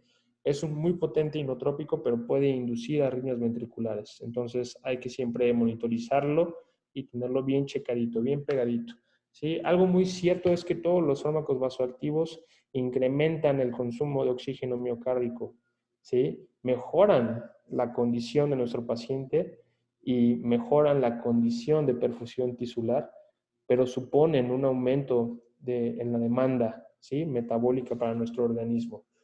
La vasopresina, hormona antidiurética, se puede unir a sus receptores beta 1 presentes en el músculo liso causando vasoconstricción, ¿sí? y a sus receptores beta 2 localizados en los conductos de recolección de la nefrona para poder retener agua, ¿sí? Y mejorar el estatus de la bulimia y con ello aumentar la presión arterial media, ¿sí? Algo que debemos tener bien presente también es que todos los fármacos vasoactivos también representan un riesgo para, bueno, además de la presencia de arritmias, para la isquemia, ¿sí? Isquemia en miembros torácicos y miembros pélvicos de forma distal y la isquemia mesentérica, ¿de acuerdo? Esto es una tablita que fue sacada de la revisión sistemática de la que hablamos hace unos minutos, donde mencionan cuáles son las indicaciones clínicas, las dosis de utilización y algunos de los efectos adversos de los fármacos vasoactivos más utilizados en la unidad de cuidados intensivos. Como ya hemos mencionado, la dosis ideal o las dosis de mantenimiento o las dosis tope no están bien definidas, ¿sí? Porque no podemos perseguir un estatus de perfusión tisular únicamente guiándonos por la presión arterial, ¿sí? Entonces es una gran heterogeneidad la que existe, pero lo importante es estar bien informados sobre ello y al pendiente. Vamos a ver ahora las herramientas para la monitorización hemodinámica durante la movilización temprana, ¿de acuerdo? La clave de la monitorización está en la evaluación clínica y en la examinación física como primeros pasos para identificar a aquellos pacientes en riesgo de estado de choque, así como la detección oportuna de manifestaciones de perfusión tisular inadecuada. Entonces vamos a tener que pelar bien el ojo, ¿sí? Para encontrar las manifestaciones clínicas de aquel paciente que no se encuentra estable hemodinámicamente o cuya presión de perfusión tisular se vea comprometida, ¿sí? Así para poder determinar si esta personita requiere de un fármaco vasoactivo, si es respondedora a volumen o no, ¿sí? Y si podemos trabajar con ella, ¿sí? Para la realización de ejercicio, ¿de acuerdo? Existen ya guías que seguramente conocen y que si estuvieron el día de ayer en la charla de Miguel tal vez escucharon, que hablan sobre la semaforización, de los pacientes en las unidades de cuidados intensivos. Aquellos pacientes con una luz color verde son aquellos pacientes que pueden ser movilizados sin ninguna complicación o sin riesgos de presentar eventos adversos. Aquellos pacientes que están iluminaditos con un color amarillo tienen un riesgo moderado de presentar riesgos adversos y los que están iluminados con color rojo tienen un riesgo elevado de presentar riesgos adversos. Esta yo creo que tal vez es la mejor guía, es un consenso de expertos y recomendaciones sobre criterios de seguridad para iniciar la movilización temprana. Fue publicada en el año 2014 por Hodgson, una fisioterapeuta.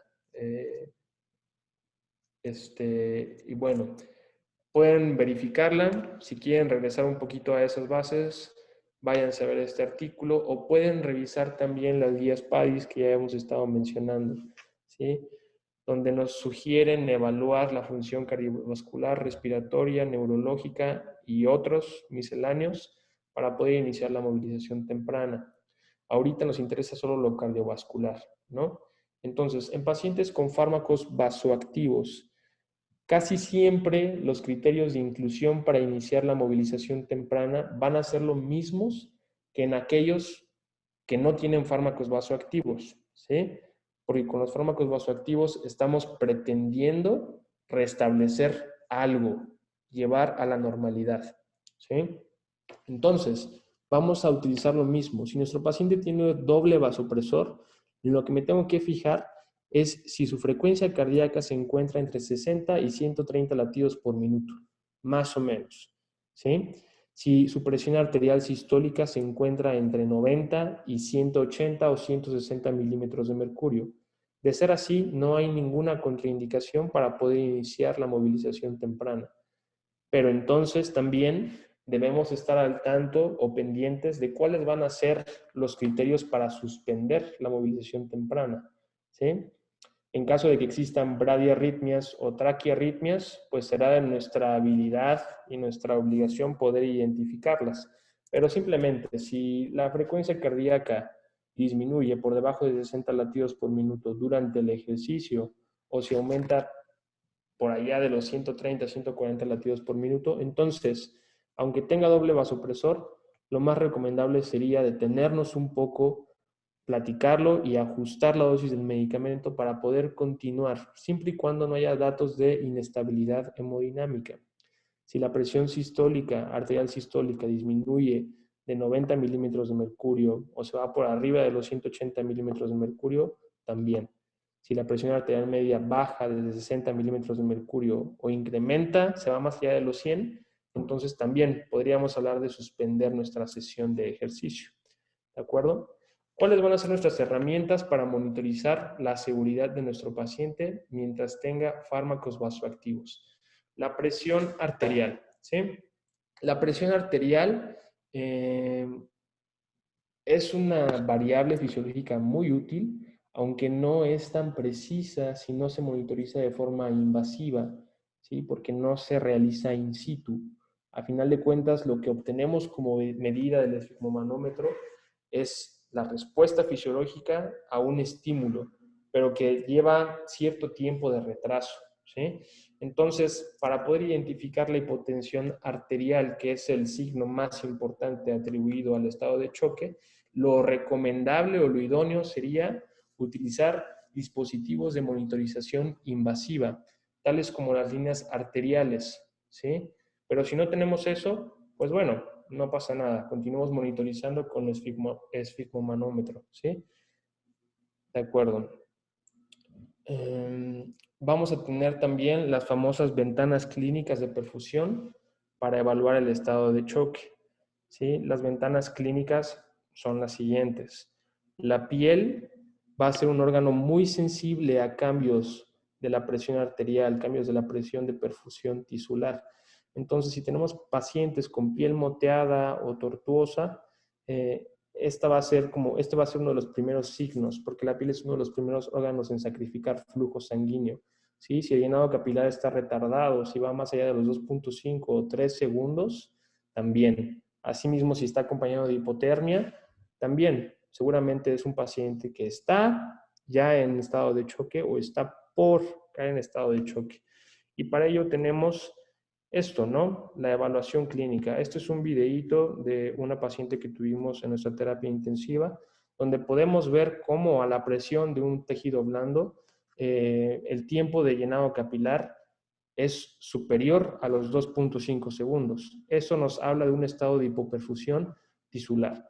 Esta paciente ya tenía doble vasopresor y me parece que también tenía hidrocortisona. Entonces, en realidad, ningún vasopresor se ha asociado a supervivencia, ninguno.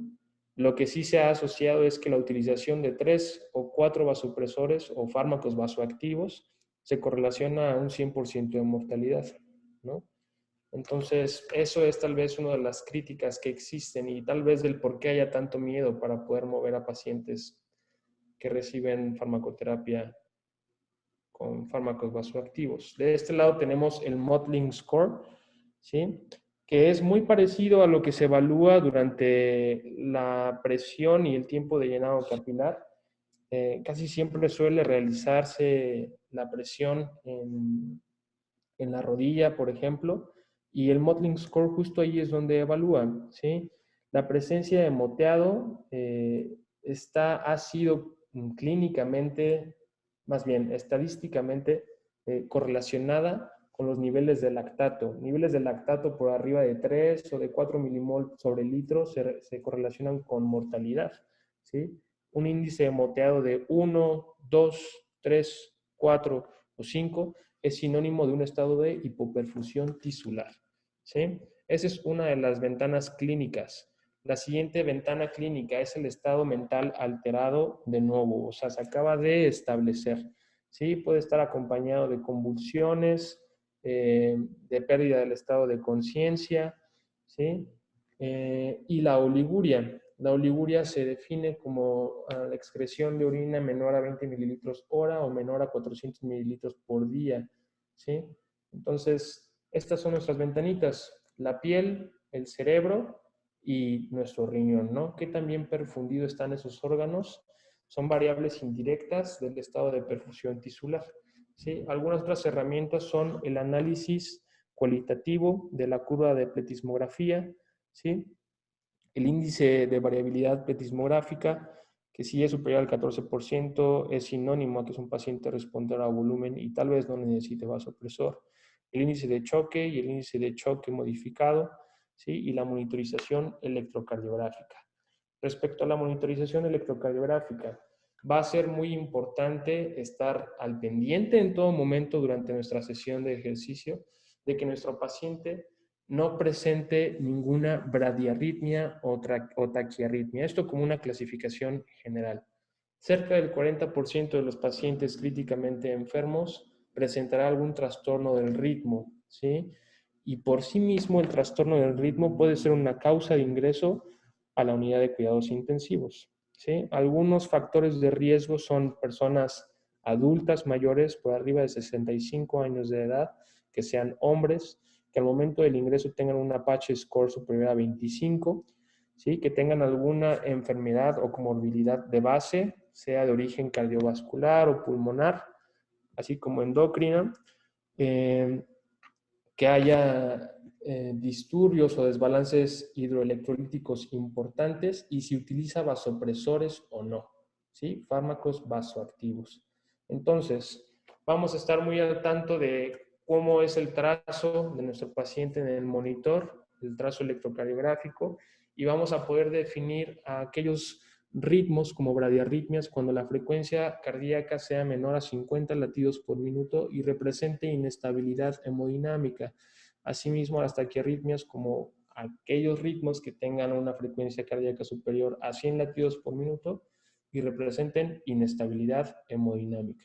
Los más comunes asociados a la utilización de fármacos vasoactivos son la disfunción del nodo sinusal, ¿sí? Puede haber bradicardia sinusal, aunque se llame así, puede presentar inestabilidad hemodinámica, puede haber pausas compensatorias o parada cardiorrespiratoria, ¿sí? Los bloqueos auriculoventriculares también son muy comunes, sea primer, segundo grado tipo Movitz 1 o Movitz 2 o un bloqueo completo, ¿sí?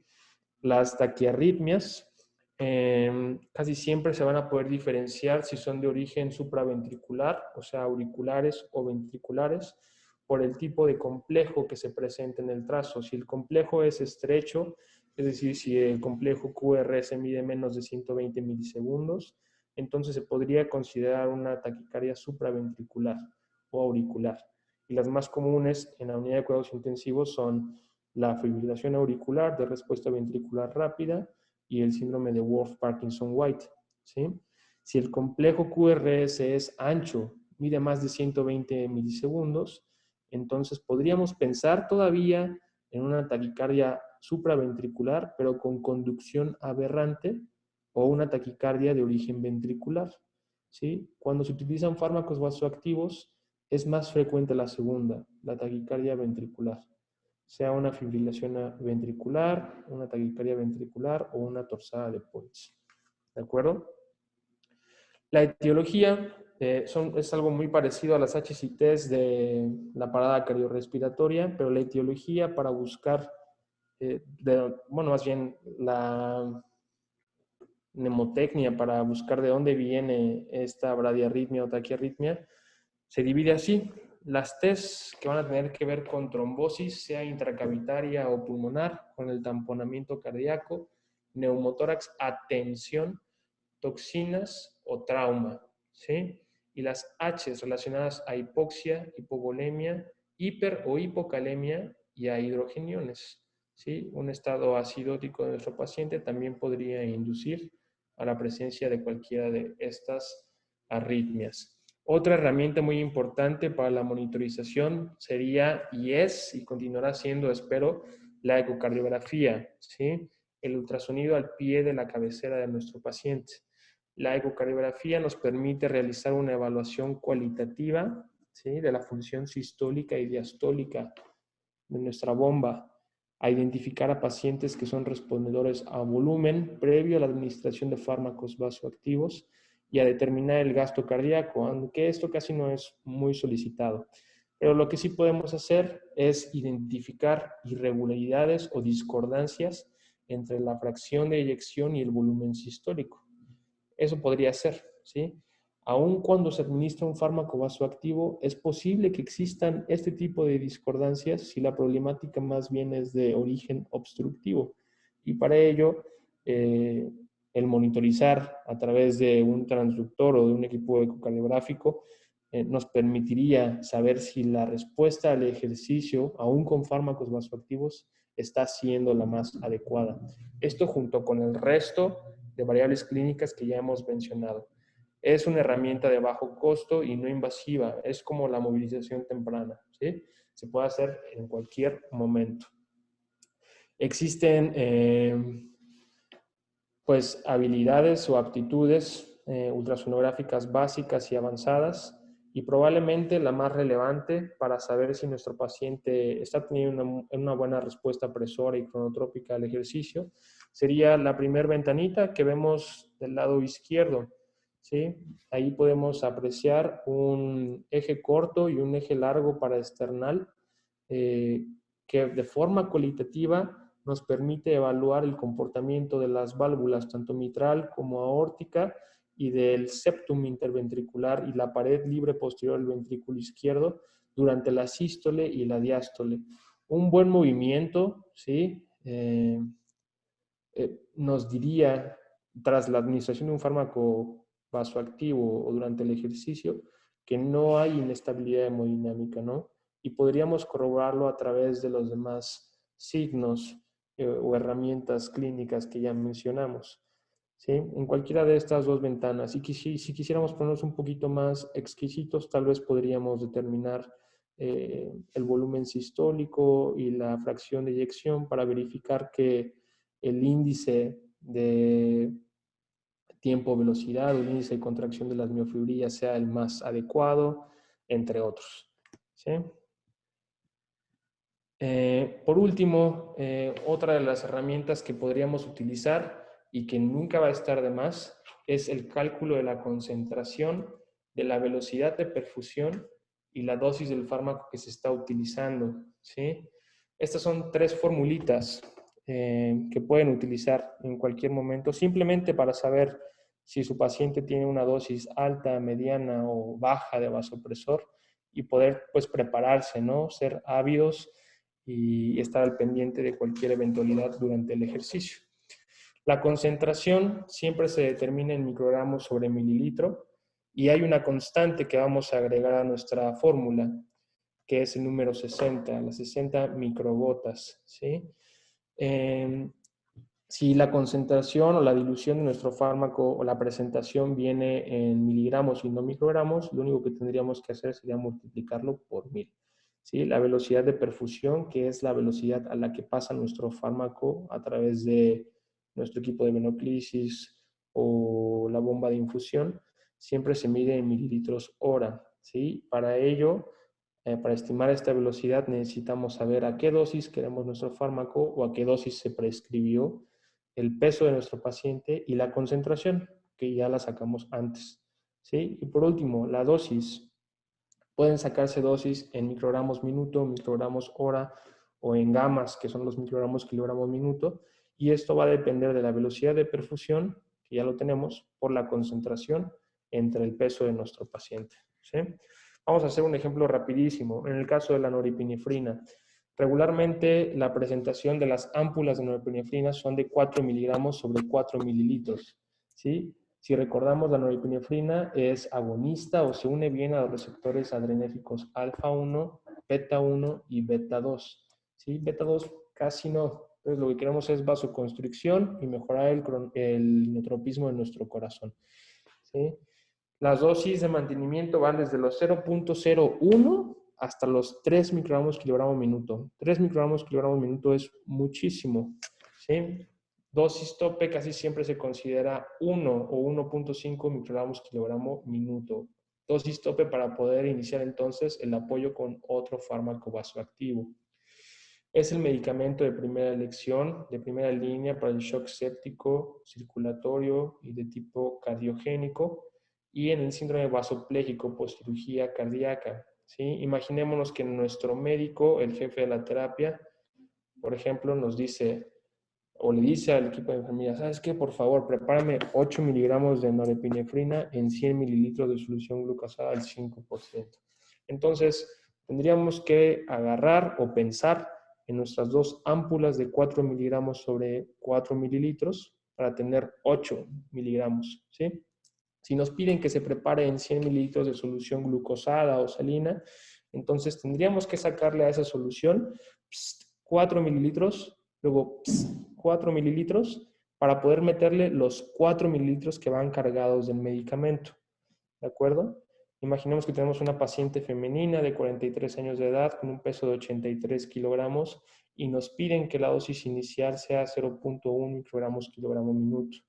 ¿Sí? Si hacemos el ejercicio, entonces, para determinar la concentración, tendríamos que multiplicar los 8 miligramos del medicamento por 1000 para tenerlo en microgramos, ¿sí? Y hacerle caso a la fórmula. Microgramos entre mililitros, que serían 100 de nuestra solución glucosada, entre 60, nuestra constante de microgotas.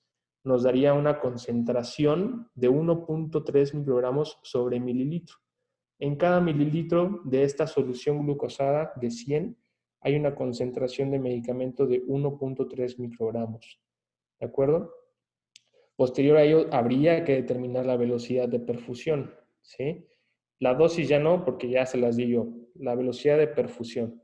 Entonces, es la dosis, ¿sí? Inicial, que está en rojo, de 0.1 microgramos kilogramo minuto, por el peso de nuestra paciente, que es de 83 kilos, entre la concentración, que dio a 1.3. Hacemos las matemáticas y nos sale una velocidad de perfusión de 6.3 mililitros hora.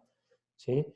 Ya que estamos familiarizados con nuestra terapia y la forma en la que se preparan los medicamentos, podríamos decir que 6.3 mililitros hora es una velocidad óptima, ¿sí? Y una dosis tal vez no tan alta, un poco, tal vez intermedia, ¿sí? De norepinefrina. Y por lo tanto, si hacemos como una retrospección a todo lo que hemos compartido hoy, esta dosis no significaría una barrera para poder iniciar la movilización temprana de nuestro paciente. ¿Sí? Como conclusión, me gustaría cerrar así.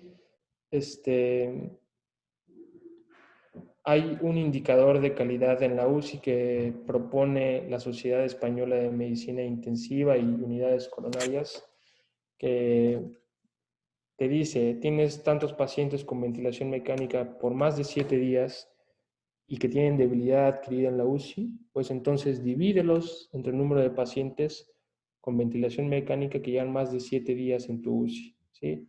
Si esto lo multiplicas por 100, debería darte un resultado en porcentaje. Lo ideal es que el porcentaje sea menor al 30%, porque eso querría decir que la incidencia de debilidad adquirida en la UCI en tu terapia sería menor al 30%, ¿no? Que tú mueves a tus pacientes.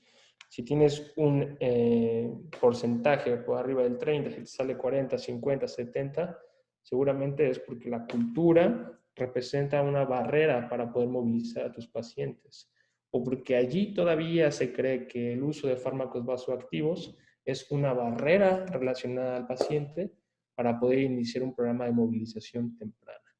Entonces, la movilización temprana en la UCI es un indicador de calidad de nuestros servicios, ¿sí?